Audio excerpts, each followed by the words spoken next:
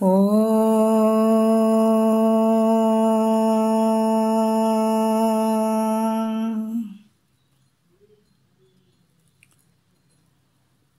ಗುರುರ್ಬ್ರಹ್ಮ ಗುರುರ್ವಿಷ್ಣು ಗುರುರ್ದೇವೋ ಮಹೇಶ್ವರಃ ಗುರು ಸಾಕ್ಷಾತ್ ಪರಬ್ರಹ್ಮ ತಸ್ಮೈ ಶ್ರೀ ಗುರವೇ ನಮಃ.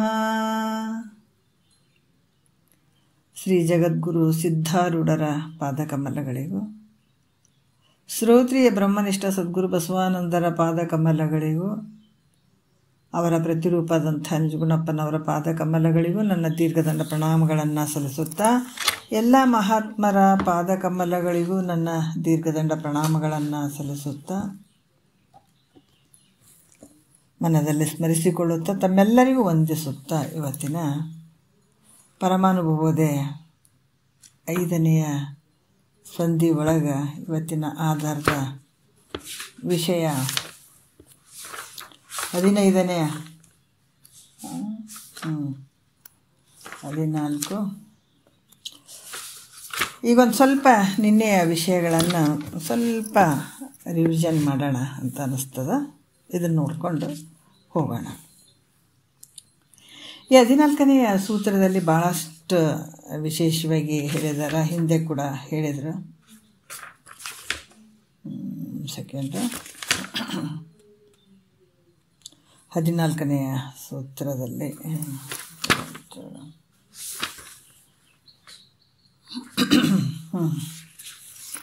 ಈಗ ಒಂದು ಸ್ವಲ್ಪ ರಿವಿಷನ್ ಮಾಡೋಣ. 14ನೆಯ ಸೂತ್ರದ ಒಂದು ಕೊನೆಯ ಒಂದು 2 ನುಡಿ ಇಟ್ಕೊಂಡು ಮುಂದಕ್ಕೆ ಹೋಗೋಣ. ಏನು ಹೇಳ್ತಾರ? ಭೇದ ಅಭೇದವೆಂಬೆರಡರವರಲ್ಲಿಯ ಅಭೇದ ಭಾವನೆಗಳು ಒಂದಿರೆ ಮುಕ್ತಿ ಅನ್ನುವಂಥದ್ದು ಹೇಳಿದ್ರು ಅವರು. ಭೇದ ಮತ್ತು ಅಭೇದ ಎರಡರಲ್ಲಿ ಒಂದು ದುಃಖಕ್ಕೆ ಕಾರಣ ಆಗಿರುವಂಥದ್ದು, ಒಂದು ಸುಖಕ್ಕೆ ಕಾರಣ ಆಗಿರುವಂಥದ್ದು. ದುಃಖಕ್ಕೆ ಕಾರಣ ಆಗಿರುವಂಥದ್ದು ಭೇದ ಭಾವನೆಯನ್ನು ಬಿಡುವಂಥದ್ದು, ಸುಖಕ್ಕೆ ಕಾರಣ ಆಗಿರುವಂಥ ಅಭೇದ ಭಾವನೆಯನ್ನು ನಾವು ಸ್ವೀಕಾರ ಮಾಡಬೇಕಾಗ್ತದೆ. ಅದಕ್ಕೆ ಇದನ್ನು ಸದ್ಗುರುನ ಅಂತ ಹೇಳುವಂಥದ್ದು. ಯಾಕಂದ್ರೆ ದ್ವೈತ ತೂರಿ ಬಿಡುವಂಥದ್ದು, ಅದ್ವೈತ ತಿಳಿಸಿಕೊಡುವಂಥದ್ದು ಸದ್ಗುರುವಿನ ಕೆಲಸ. ಇದು ಯಾಕಂದರೆ ಈ ಪರಮಾನುಭವದಲ್ಲಿ ನಿಜಗೊಂಡರು ಬಹಳಷ್ಟು ಅದ್ಭುತವಾಗಿ ಬೃಹದಾರಣ್ಯಕ ಉಪನಿಷತ್ತಿನಿಂದ ಆಯ್ದಂಥ ಭಾಗ ಇದು. 5ನೇ ಸಂಧಿ ಒಳಗೆ ಭಾಳಷ್ಟು ವಿಚಾರಗಳನ್ನು ನಿಜಗೊಂಡರು ನಮಗೆ ತಿಳಿಸ್ತಾರೆ. ಮತ್ತು ಇನ್ನು ಕೊನೆಯ ಒಂದು ಕೆಲವು ನುಡಿಗಳಿಂದ ನಾವು ನೋಡಿದಾಗ ಏನು ಹೇಳಿದಾರ, ಈ 5 ಸಮಾಧಿಗಳ ಬಗ್ಗೆ ಹೇಳ್ತಾರೆ ಅವರು. 2 ಇರುವಂಥದ್ದು, 2 ಸಮಾಧಿ ಒಳಗೆ ಯಾವುದಂದ್ರೆ ಸರ್ವಾತ್ಮಕ ಸಮಾಧಿ, ನೇತ್ಯಾತ್ಮಕ ಸಮಾಧಿ ಅಂತೇಳಿ. ಸರ್ವಾತ್ಮಕ ಸಮಾಧಿ ಒಳಗೆ 4 ಅದಾವ. ಅವು ಹೇಳಿದ್ದಾರೆ ಯಾವ ರೀತಿ ಅಂದರೆ ಶ್ರವಣಾಖ್ಯ ಸಮಾಧಿ, ಸಂವಾದ ಸಮಾಧಿ, ಕರ್ಮ ಸಮಾಧಿ ಮತ್ತು ಸರ್ವಾತ್ಮಕ ಸಮಾಧಿ ಅಂತೇಳ್ಬಿಟ್ಟು 4 ರೀತಿಯಿಂದ ಅದಾವ. ನೇತ್ಯಾತ್ಮಕ ಸಮಾಧಿ 1. ಇವೆಲ್ಲ ಸೇರಿಕೊಂಡು 5 ಸಮಾಧಿಗಳನ್ನು ಮಾಡುವಂಥದ್ದು ಭಾಳ ಮುಖ್ಯವಾಗಿರುವಂಥದ್ದು ಕೂಡ ಹೇಳಿದರು. ಈ ರೀತಿ ಮತ್ತೆ ನಾವು ಇಲ್ಲಿ ಕೂಡ 8ನೇ ನುಡಿಯಲ್ಲಿ ಕೂಡ ಹೇಳ್ತಾರೆ, ಸಾಕಾರವನು ನಿರಾಕಾರವೆಲ್ಲವನು ತನ್ನ ಆಕಾರವು ಆ ನಿಜ ಪದದೋಳು ಜೋಕೆಗಾಣಿಸದಿರುತ್ತಿರೆ ನೇತ್ಯಾತ್ಮಕವೆಂದು ಸ್ವೀಕರಿಸುವ ಆ ಸಮಾಹಿತೆಯೇನು ಅಂತ ಹೇಳ್ತಾರೆ. ಸಮಾಹಿತೆ ಅಂತಂದ್ರೆ ಸಮಾಧಿನೇ ಅರ್ಥ. ಸಾಕಾರ ಅಂತಂದ್ರೆ ಈ ಸಾಕಾರ ನಿರಾಕಾರಗಳು ಎಲ್ಲವೂ ಸಚ್ಚಿದಾನಂದ ಸ್ವರೂಪದಲ್ಲಿ ಇವು ಇಲ್ಲ. ಇವ್ಯಾವ ಪ್ರತೀತಿ ಆಗಂಗಿಲ್ಲ ಎಲ್ಲಿ? ನಿನ್ನ ನಿಜ ಸ್ವರೂಪದಲ್ಲಿ. ಅದಕ್ಕೆ ಇಲ್ಲಿ ಯಾವುದು ಈ ಸಾಕಾರ ಮತ್ತು ನಿರಾಕಾರವಾದಂಥ ನಿನ್ನ ಸತ್ತು ಚಿತ್ತು ನಿತ್ಯ ಆನಂದ ಪರಿಪೂರ್ಣವಾಗಿರುವಂಥ ನಿನ್ನ ಸ್ವರೂಪದಲ್ಲಿ ಇವು ಯಾವೆಲ್ಲ. ಇದಕ್ಕೆ ನೇತ್ಯಾತ್ಮಕ ಸಮಾಧಿ, ಅಲ್ಲಿ ಏನೊಂದು ಇರಂಗಿಲ್ಲ ನೋಡ್ರಿ. ಇದಕ್ಕೆ ನೇತ್ಯಾತ್ಮಕ ಸಮಾಧಿ ಇಷ್ಟು ಅದ್ಭುತವಾಗಿ ಹೇಳ್ತಾರೆ ನೋಡ್ರಿ. ಇಂಥ ವಿಚಾರಗಳನ್ನು ನಾವು ಗುರು ಹೇಳ್ದಂಗೆ ಈ ಪ್ರಕಾರ ನಾವು ನಡೀತಾ ಹೋದ್ರೆ ಸಮಾಧಿ ಸ್ಥಿತಿ ಅಂತ ಹೇಳ್ತಾರೆ. ನಾವೇ ಹಿಂಗೆ ಒಂದೇ ಕಡೆ ಕೂತ್ಕೊಂಡು ಆ ಸಮಾಧಿ ಸ್ಥಿತಿಗೆ ಹೋಗ್ಬೇಕೇನ್ರಿ ಅಂತಲ್ಲ. ಈ ಭಾವನಾರಹಿತವಾಗಿರುವಂಥದ್ದು. ಯಾವುದಕ್ಕೆ ಇಲ್ಲಿ ಅವಕಾಶ ಇಲ್ಲ, ಯಾವುದು ಇಲ್ಲ ಅಲ್ಲಿ. ಸಾಕಾರನೂ ಇಲ್ಲ, ನಿರಾಕಾರನೂ ಇಲ್ಲ, ನಿನ್ನ ಸ್ವರೂಪದಲ್ಲಿ ಇಲ್ಲವೇ ಇಲ್ಲ, ನೀನೇ ನೀನಾಗಿರುವಂಥದ್ದು. ಇದು ನೇತ್ಯಾತ್ಮಕ ಸಮಾಧಿ ಅಂತ ಹೇಳಿದ್ರು ಅವರು.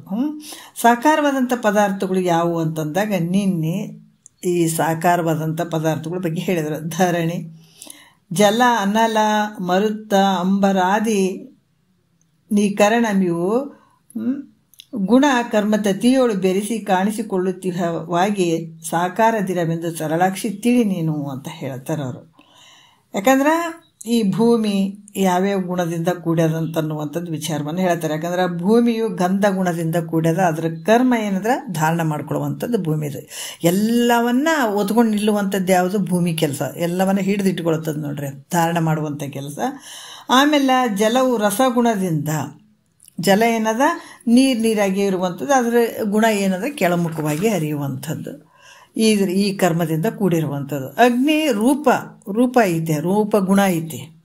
ಗುಣ ರೂಪ ಐತೆ, ಅದರ ಕರ್ಮ ಏನಂದ್ರೆ ದಹನ ಮಾಡುವಂಥದ್ದು, ಸುಡುವಂಥದ್ದು. ಯಾವುದ್ರದ್ದು? ಅಗ್ನಿದು. ಮತ್ತು ವಾಯುವ ಸ್ಪರ್ಶ ಗುಣದಿಂದಲೂ ಅದು ಹೋಗುವಂಥದ್ದು, ಬರುವಂಥದ್ದು, ಗಮನ ಮಾಡುವಂಥದ್ದು. ಅದ್ರ ಗುಣ ಯಾವುದು? ಸ್ಪರ್ಶ ಮಾಡುವಂಥದ್ದು. ಆಕಾಶ ಶಬ್ದ. ಈಗೆಲ್ಲ ನಾವು ಮಾತದೆಲ್ಲ ಹಾಡ್ತೀವಿ ಅಂತಂದರೆ ಯಾವುದ್ರ ಅವಕಾಶದಿಂದ ಅಂದರೆ ಶಬ್ದ, ಆಕಾಶದ ಒಂದು ಅವಕಾಶದಿಂದ ನಮ್ಮ ಮಾತುಗಳು ನಿಮಗೆ ಕೇಳಿಸ್ತದೆ, ನಿಮ್ಮ ಮಾತುಗಳು ನಮಗೆ ಕೇಳಿಸ್ತದೆ. ಇದು ಯಾವುದ್ರ ಗುಣ ಅಂದರೆ ಆಕಾಶದ ಗುಣ. ಇದು ಅವಕಾಶ ಕೊಡುವಂಥದ್ದು ಇದ್ರ ಕೆಲಸ. ಅದಕ್ಕೆ ಈ ಪ್ರಕಾರ ಪಂಚಭೂತದಿಂದ ಆದಂತಹ ಈ ಗುಣ ಕರ್ಮಾದಿಗಳು, ಗುಣ ಮತ್ತು ಅದರ ಕೆಲಸಗಳ ಸಮೂಹದಿಂದ ಕೂಡಿ ಇವು ದೃಶ್ಯವಾಗಿ ತಿಳಿಸಿಕೊಳ್ತಾವಲ್ಲ, ಇವು ಸಾಕಾರವಾಗಿರುವಂಥ ವಸ್ತುಗಳು ಅಂತ ತಿಳ್ಕೊ ಅಂತ ಹೇಳಿದ್ರು ಅವರು. ಮತ್ತು ನಿರಾಕಾರ ವಸ್ತುಗಳು ಯಾವ ಅಂತಂದಾಗ ಜೀವಜ್ಞ ಮರ್ತ್ಯಾದಿ ಭಾವವು ತನ್ನೊಡಗಂ ಆವಾಗ ಮೊಂದಿ ತೋರ್ಪುದರಿಂದೆ ಕೋವಿದೆ ನೀನವ ನರಿ ನಿರಾಕಾರವೆಂದು ಓವಿ ವಿವೇಕಾದಿ ಮುಖದೋಳು ಅಂತ ಹೇಳ್ತಾರೆ. ಯಾಕಂತಂದ್ರೆ ಇಲ್ಲಿ ಈ ಒಂದು ಜೀವಜ್ಞ ಅಂದರೆ ನಾನು ಅಜ್ಞೆ ಇದ್ದೀನಿ, ನಾನು ಜೀವನದೀನಿ, ಆಮೇಲೆ ಅಜ್ಞಾನಿ ಅದೀನಿ, ನಾನು ಮನುಷ್ಯ ಅದೀನಿ. ಇವೆಲ್ಲ ಭಾವನೆಗಳು. ಇವೆಲ್ಲ ಭಾವನೆಗಳು ಹೆಂಗಂತಂದ್ರೆ ವ್ಯವಹಾರ ಕಾಲಕ್ಕೆ ಆಗಿಂದಾಗೆ ತೋರ್ತಾನೆ ಇರ್ತವೆ. ನಾವು ವ್ಯವಹಾರ ಮಾಡೋಗಿಲ್ರಿ, ನಾ ಜೀವಾತ್ಮ ಅದೀನಿ, ಮತ್ತೇನಾರು ಮಾಡ್ಬೇಕಾದಾಗ ನಾ ಅಜ್ಞಾನಿ ಅದೀನಿ ರೀ, ನನಗೆ ಹೆಂಗೆ ಗೊತ್ತಾಗ್ತದ್ರಿ, ನನಗೇನು ತಿಳಿಯಂಗಿಲ್ರಿ, ಮತ್ತು ನಾ ಮನುಷ್ಯನ ಅದೀನಿ, ನನಗೆ ಹೆಂಗೆ ಗೊತ್ತಾಗ್ತದ್ರಿ ಅಂತ ಹಲವಾರು ವಿಚಾರಗಳು ಇವೆಲ್ಲಿ ಬರ್ತಾವಂತಂದ್ರೆ ಆ ಭಾವನೆಗಳು ತನ್ನಲ್ಲಿ ವ್ಯವಹಾರ ಕಾಲಕ್ಕಾಗಿಂದಾಗಿ ಇವೆಲ್ಲ ತೋರ್ತಿರ್ತಾವೆ. ಅದಕ್ಕೆ ಇವುಗಳನ್ನೆಲ್ಲ ನೀನು ವಿವೇಕದಿಂದ ತಿಳ್ಕೊಂಡು ಇವು ನಿರಾಕಾರ ಅಂತ ತಿಳ್ಕೊ. ಇವುಗಳೆಲ್ಲ ನೀನು ವಿವೇಕದಿಂದ, ಯಾಕಂದರೆ ಇಲ್ಲಿ ಯಾವುದು ಆಕಾರದಿಂದ ಇರುವಂಥದ್ದಲ್ಲ. ನಾನು ಜೀವಜ್ಞ ಅದೀನಿ, ಅಜ್ಞಾನಿ ಅದೀನಿ, ಮತ್ತು ನಾ ಮನುಷ್ಯ ಅದೀನಿ, ಇವೇನು ಕಣ್ಣಿಗೆ ಕಾಣದೇ ಇರುವಂಥವು ನಿರಾಕಾರವಾಗಿರೋದು. ಇವಕ್ಕೆ ಯಾವ ಆಕಾರ ಇಲ್ಲ. ಆದರೆ ನಿನ್ನ ಭಾವನೆಯಲ್ಲಿ ಈ ಒಂದು ವ್ಯವಹಾರ ಕಾಲಕ್ಕೆ ಇವೆಲ್ಲ ನಡೀತಾವಲ್ಲ, ಹಾಗಾಗಿ ಇದನ್ನು ಕಂಡು ಇದು ವಿವೇಕದಿಂದ ಇವು ನಿರಾಕಾರ ಅದಾವಂತ ತಿಳ್ಕೊ. ಮತ್ತು 11ನೇ ನುಡಿಯಲ್ಲಿ ಕೂಡ ಭಾಳ ವಿಶೇಷವಾಗಿ ಹೇಳುತ್ತಾರ. ಏನು ಹೇಳುತ್ತಾರ? ಇವರಿಂದ ಯೋಗಿಗೆ ಬಹುಬಂಧವದು ಪಿಂಗಿ ತವೇ ಸುಖಾತ್ಮಕ ಮುಕ್ತಿ ಘಟಿಪುದು ಯುವತಿ ಕೇಳು ಆ ಯೋಗಿವರನ ಸಂಗತಿಯಿಂದೇ ಸಮನಿಪುದು ಅಖಿಳರಿಗೆ ಮನದೋಲ್ಮೆ ಅಂತ ಹೇಳ್ತಾರೆ. ಈ ಸಮಾಧಿಗಳ ಅಭ್ಯಾಸದಿಂದ ಯೋಗಿಗೆ ಮುಕ್ತಿ ಆಗ್ತದೆ. ಈ ಸಮಾಧಿಗಳು ಏನು ಹೇಳಿದ್ರು, ಶ್ರವಣಾಖ್ಯ ಸಮಾಧಿ, ಸಂವಾದ ಸಮಾಧಿ, ಕರ್ಮ ಸಮಾಧಿ, ಮತ್ತು ಸರ್ವಾತ್ಮಕ ಸಮಾಧಿ, ನೇತ್ಯಾತ್ಮಕ ಸಮಾಧಿ, ಇವೆಲ್ಲವುಗಳಿಂದ ಏನಾಗ್ತದ? ಯೋಗಿಗೆ ಮುಕ್ತಿ ಆಗ್ತದೆ, ಜೀವನ ಮುಕ್ತಿ ಆಗ್ತದೆ. ಇಂತಹ ಒಂದು ಯೋಗಿಯ ಒಂದು ಏನು ಸಂಗತ ಏನು ಹೇಳ್ತಾರೆ ಅವರು? ಸಂಗತಿ ಅಂದ್ರೆ ಆತನ ಒಂದು ಸನ್ನಿಧಿಯಿಂದ, ಆತನ ಒಂದು ಸಂಘದಿಂದ ನೋಡ್ರಿ. ಅದಕ್ಕೆ ಏನಾಗ್ತದೆ? ಯೋಗಿವರನ ಒಂದು ಸಹವಾಸದಿಂದ ಸರ್ವರಿಗೆ ಇಚ್ಛಿತ ವಸ್ತುಗಳು ಪ್ರಾಪ್ತ ಆಗ್ತಾವೆ. 5 ಸಮಾಧಿಗಳ ಮೂಲಕ ಆತ ಏನು ಜ್ಞಾನವನ್ನು ಪಡ್ಕೊಂಡಿದ್ದಾನ, ಜ್ಞಾನವನ್ನು ಸ್ವೀಕಾರ ಅಂದರೆ ಜ್ಞಾನ ಅಳವಟ್ಟದಾಗ ಅಂಥ ಒಂದು ಯೋಗಿಯ ಸಹವಾಸದಿಂದ ಅದಕ್ಕೆ, ಯಾಕಂದ್ರೆ ಮುಕ್ತನಾಗಿರ್ತಾನ, ಆತನ ಸಹವಾಸದಿಂದ ನೋಡ್ರಿ ಏನಾಗ್ತದ? ಈ ಭಕ್ತರು ಅಂಥ ಯೋಗೀಶ್ವರನ ಒಂದು ಸೇವಾದಿಗಳನ್ನು ಮಾಡುವಂಥದ್ದಾಗಿರ್ಬೋದು, ಆತನ ಒಂದು ಒಡನಾಟದಲ್ಲಿ ಇರುವಂಥದ್ದಾಗಿರ್ಬೋದು, ಆತನ ಸನ್ನಿಧಾನದಲ್ಲಿರುವಂಥದ್ದಾಗಿರ್ಬೋದು, ಅವ್ರ ವಾಕ್ಯಗಳನ್ನು ಕೇಳುವಂಥದ್ದಾಗಿರ್ಬೋದು, ಇವೆಲ್ಲವೂ ಆತನ ಸಹವಾಸದಲ್ಲಿ ಯಾರು ಭಕ್ತರು ಇರ್ತಾರ ಅವರು ತಮ್ಮ ಭೋಗ ಆಗಿರ್ಬೋದು, ಮೋಕ್ಷ ರೂಪ ತಮ್ಮ ಅಪೇಕ್ಷೆ ಇರುವಂಥದ್ದೆಲ್ಲವನ್ನು ಪಡ್ಕೊಳ್ತಾರ ಆ ಒಂದು ಯೋಗಿವರನ ಸಹವಾಸದಿಂದ ಅಂತ ಕೂಡ ಹೇಳ್ತಾರೆ. ಯಾಕಂದರೆ ಭಾಳಷ್ಟು ವಿಚಾರಗಳನ್ನು ಇಲ್ಲಿ ಹೇಳ್ತಾರೆ. ಯಾಕಂದರೆ ತಮ್ಮ ಇಷ್ಟ ಬಂದಂಥ ವಸ್ತುಗಳನ್ನು ಆ ಯೋಗೀಶ್ವರನ ಸಹವಾಸದಿಂದ ಅವ್ರು ಪಡ್ಕೊಳ್ಳಿಕ್ಕೆ ಸಾಧ್ಯ ಅದ. ಯಾರು? ಆ ಯೋಗಿಯನ್ನು ನಂಬಿದಂಥ ಭಕ್ತರು, ಆ ಯೋಗಿಯ ಒಂದು ಸಹವಾಸದಲ್ಲಿರುವಂಥ ಭಕ್ತರು ತಮಗಿಷ್ಟವಾದದ್ದನ್ನು ಪಡ್ಕೊಳ್ಳಿಕ್ಕೆ ಸಾಧ್ಯ ಅದ. ಅದರಿಂದ ಯೋಗೀಶ್ವರನ ಸಹವಾಸವನ್ನು ಮಾಡಿ ಮುಕ್ತಿಯನ್ನು ಪಡಿತಕ್ಕಂಥದ್ದು. ಆ ಯೋಗೀಶ್ವರನ ಸಹವಾಸ ಮಾಡೋದರಿಂದ ನಿಮ್ಮ ಮುಕ್ತಿ ಕೂಡ ನೀನು ಪಡ್ಕೊಳ್ಳಿಕ್ಕೆ ಸಾಧ್ಯ ಅದ ಅಂಥವ್ರು ಸಹವಾಸ ಮಾಡಿದ್ರು. ಅದಕ್ಕೆ ಹೇಳ್ತಾರೆ ಇಂಥ ಒಂದು ಸದ್ಗುರು ಶ್ರೋತ್ರಿಯ ಬ್ರಹ್ಮನಿಷ್ಠ ಸದ್ಗುರುಗಳು. ಯಾಕಂದ್ರೆ ಅವರಿಗೆ ಈ ಜ್ಞಾನ ಅಳವಟ್ಟಿರಬೇಕು, ಆ ಬ್ರಹ್ಮ ಜ್ಞಾನದಲ್ಲೇ ಇರಬೇಕು, ಅವರು ಬ್ರಹ್ಮನಿಷ್ಠತ್ವದಲ್ಲೇ ಇರಬೇಕು. ಮತ್ತು ತಿರುಗ ಶಿಷ್ಯ ಕೇಳಿದಾಗ ಶಿಷ್ಯನ ಒಂದು ವೃತ್ತಿಗನುಗುಣವಾಗಿ ಮತ್ತೆ ಕೆಳಮುಖ ಬಂದು ಆತ ಶಿಷ್ಯರಿಗೆ ಬೋಧಿಸುವಂಥ ಯೋಗಿ ಆಗಿರ್ಬೇಕು ಅವರು. ಅಂದಾಗ ಮಾತ್ರ ಅಂಥ ಒಂದು ಯೋಗಿಯ ಸಹವಾಸದಿಂದ ನೀನು ಬೇಕಾದ್ದನ್ನು ಪಡ್ಕೊಳ್ಬೋದು, ಭೋಗದ ವಸ್ತುಗಳನ್ನು ಪಡ್ಕೊಳ್ಬೋದು, ಮತ್ತು ಮುಕ್ತಿ ಅಂತ ಅಪೇಕ್ಷಿದ್ರೆ ಮುಕ್ತಿಯನ್ನು ಕೂಡ ಪಡ್ಕೊಳ್ಳಿಕ್ಕೆ ಸಾಧ್ಯ ಆಗ್ತದ ಅಂತ ಕೂಡ ಹೇಳ್ತಾರೆ. ಅಷ್ಟೊಂದು ಆ ಶಕ್ತಿ ಅಲ್ಲಿರ್ತದೆ ಅದಕ್ಕೆ ಅಂತ ಹೇಳಿ ಅದೇ 15ನೇ ಸೂತ್ರ ನಾವು ನೋಡೋಣ ಈಗ ಸ್ವಲ್ಪ. ಮತ್ತು ಇದರಿಂದ ನೋಡ್ರಿ ಎಷ್ಟು ವಿಶೇಷವಾಗಿ ಹೇಳ್ತಾರ. ಯೋಗಿಯ ಕುಲಕೋಟಿ ಬಂಧು ಬಾಂಧವರು ಅನುರಾಗದಿಂದವೇ ಮುಕ್ತಿ ಒಡೆಯವರು ಅಂತ ಹೇಳ್ತಾರೆ. ನೋಡ್ರಿ ಎಷ್ಟೊಂದು ಅದ್ಭುತವಾಗಿ ಹೇಳ್ತಾರೆ. ಯಾಕಂದ್ರೆ ಅಷ್ಟು ಆ ತಾಕತ್ತು ಇರ್ತದೆ. ಒಬ್ಬ ಯೋಗಿ ಬೆಂಕಿ ಇದ್ದಂಗೆ. ಯಾಕಂದ್ರೆ ಆ ಬೆಂಕಿ ತಾನು ಮೊದಲೆಲ್ಲ ಸುಟ್ಟಿರ್ತದೆ, ತಾನು ಸುಡ್ಲಾರ್ದು ಬೇರೆ ಕಡೆ ಸುಡಂಗಿಲ್ಲ ಅದು ಅಲ್ಲ. ಮೊದಲ ತನ್ನ ಜಾಗದಲ್ಲಿ ಅಲ್ಲೇ ಬೆಂಕಿ ಹತ್ತೀವಿ, ಸುತ್ತ ಇರುವಂಥ ವಸ್ತುಗಳನ್ನೆಲ್ಲ ಸುಟ್ಟುಬಿಡ್ತದೆ, ಎಲ್ಲವನ್ನು ತೊಗೊಂಡ್ಬಿಡ್ತದೆ ತನ್ನ ಹತೋಟಿಗೆ, ಎಲ್ಲವನ್ನು ಸುಟ್ಟುಬಿಡ್ತದೆ. ಅದೇ ರೀತಿ ಕೂಡ ಇಲ್ಲಿ ಒಬ್ಬ ಯೋಗಿ ಇದ್ದ, ಅದನ್ನು ಸುತ್ತಮುತ್ತ ಇರುವಂಥ ಕುಲಕೋಟಿ ಬಂಧು ಬಾಂಧವರು ಕೂಡ ಅನುರಾಗದಿಂದ ಅಂದರೆ ಬಹಳಷ್ಟು ಒಂದು ಪ್ರೀತಿಯಿಂದ ಸಂತೋಷದಿಂದ ಮುಕ್ತಿಯನ್ನು ಪಡೀತಾರ ಅಂತ ಹೇಳ್ತಾರೆ. ಅನಾಯಾಸವಾಗಿ ಅಂತ ಹೇಳ್ತಾರೆ. ಅವ್ರು ಏನು ಕಷ್ಟ ಇಲ್ದೇ ಮುಕ್ತಿ ಪಡೆಯುವಂಥದ್ದು. ಅದಕ್ಕೆ ಮಹಾತ್ಮರೇ ಹೇಳ್ತಾರೆ, ಎಷ್ಟೇ ಜನ್ಮ ಬಂದ್ರೆ ನಾನು ಮುಕ್ತಿ ಆಗಲಿ ಬಿಡಲಿ, ಸತ್ಯವಂತರ ಸಂಘ ಕೊಟ್ಟು ಬಿಡಪ್ಪ, ಸಜ್ಜನರ ಸಹವಾಸ ಕೊಡಂದಾಗ ಮತ್ತು ಅಲ್ಲಿ ಎಲ್ಲನೂ ನಮಗೆ ಸಿಕ್ಕಿಬಿಡ್ತದಂತ ಅರ್ಥ. ಒಂದೇ ವಿಚಾರ. ಯಾಕಂತಂದ್ರೆ ಈಗ ಒಬ್ಬ ರಾಜನಿಗೆ 3 ಜನ ಹೆಂಡ್ರಿದ್ರು. ಅವು ಮುಂದೆ ಬರ್ತಾವೆ ವಿಚಾರಗಳು, ಇವನು ಬರ್ತಾವ. 3 ಜನ ಹೆಂಡಂದ್ರಿದ್ರು. ಅವರು ಎಲ್ಲೋ ಒಂದು ಬೇರೆ ದೇಶಕ್ಕೆ ಹೋಗಿದ್ದ, ಯುದ್ಧಕ್ಕೆ ಎಲ್ಲ ಹೋಗಿದ್ದ, ಅಲ್ಲಿ ಗೆದ್ದ. ಅವ್ರ ಹತ್ರ ಮಂತ್ರಿನೂ ಇದ್ದ, ರಾಜನ ಹತ್ರ ಅಲ್ಲಿದ್ದ. ಹೆಂಡತಿಗೆ ಲೆಟ್ರ್ ಬರ್ದ, ನಿಮ್ಗೆ ಏನೇನು ಬೇಕೋ ಅದೆಲ್ಲ ನೀವು ಒಂದೊಂದು ಲೆಟ್ರ್ ಬರೆದು ಹಾಕ್ರಿ, ಪತ್ರ ಬರೆದು ಹಾಕ್ರಿ, ನಾನು ನಿಮ್ಗೆ ಏನೇನು ಬೇಕೋ ಅದೆಲ್ಲ ಕಳಿಸ್ಕೊಡ್ತೀನಿ ಅಂತ ರಾಜ ಕಳಿಸಿದ, ಪತ್ರಗಳನ್ನು ಕಳಿಸಿದ್ರು. ಎಲ್ಲ 3 ಜನ ಹೆಂಡ್ರಿಗೆ ಬಂದು ತಲುಪಿತು ಅದು. ಒಬ್ಬಾಕಿ ಏನಂದಳು, ನನಗಿಂಥ ವಸ್ತ್ರ ಒಡವೆಗಳನ್ನು ಎಲ್ಲ ಕಳಿಸ್ಕೊಡು ಅಂತ ಆಕೆ ಕೇಳಿದಳು. ಇನ್ನೊಬ್ಬಾಕಿ ವಸ್ತ್ರ ಒಡವೆನೂ ಕೇಳಿದಳು. ಆಕೆ ಏನು ತಿಂತಾಳ ಉಣ್ತಾಳ ಎಲ್ಲ ವಸ್ತುಗಳನ್ನು ಇವು ಬೇಕಂತ ಆಕೆ ಬರ್ತಾಳು. ಅದ್ರ ಸಣ್ಣ ಹೆಂಡ್ತಿ ಏನು ಬರ್ದಳು ಅಂದ್ರೆ ಒಂದು ಲೆಟರ್ದಾಗ ಒಂದೇ ಗೆರೆ ಹಾಕಿ ಬರ್ದಳು. ನಿಮ್ಗೆ ಏನೇನು ಬೇಕೋ ಹೇಳ್ರಿ, ಏನೇನು ಬೇಕನ್ನುವಂಥದ್ದು ಹೇಳಿದ್ರೆ ನಾನು ಕಳಿಸ್ತೀನಿ ನಿಮ್ಗೆ ಅಂತ ಹೇಳಿದ್ದದ. ಅದೆಲ್ಲ ಕೊಡ್ತೀನಿ ಅಂತ ಹೇಳಿದ್ದದ. ಅದಕ್ಕೆ ಆಕೆ ಒಂದೇ ಗೆರೆ ಹಾಕಿದಳು. ಒಂದು ಗೆರೆ ಹಾಕಿದ್ರೆ ಲೆಟ್ರ್ಗಳು ಬಂದು ಮುಟ್ಟಿದವು. ಎಲ್ಲವನ್ನು ಓದಾಕತ್ತಿದ್ರು. ಮಂತ್ರಿ ಅದನ್ನು ಓದಾಕತ್ತಿದ ಏನನ್ನಂತ ಹೇಳಿಬಿಟ್ಟು. ಕೆಲವರು ಒಬ್ಬ ಹೆಂಡತಿ ಏನು ಹೇಳಿದ್ರು, ವಸ್ತ್ರ ಆಭರಣಗಳನ್ನೆಲ್ಲ ಹೇಳಿದಳು. ಒಬ್ಬಳು ಅದನ್ನೂ ಹೇಳಿದಳು. ಮತ್ತು ಬೇರೆ ತನಗೇನು ಬೇಕಾದ ವಸ್ತುಗಳನ್ನು ಹಾಕಿ ಕೂಡ ಹೇಳಿದಳು. ಆದರೆ ಸಣ್ಣ ಹೆಂಡತಿ ಮಾತ್ರ ಒಂದೇ ಗೆರೆ ಹಾಕಿದ್ಳು.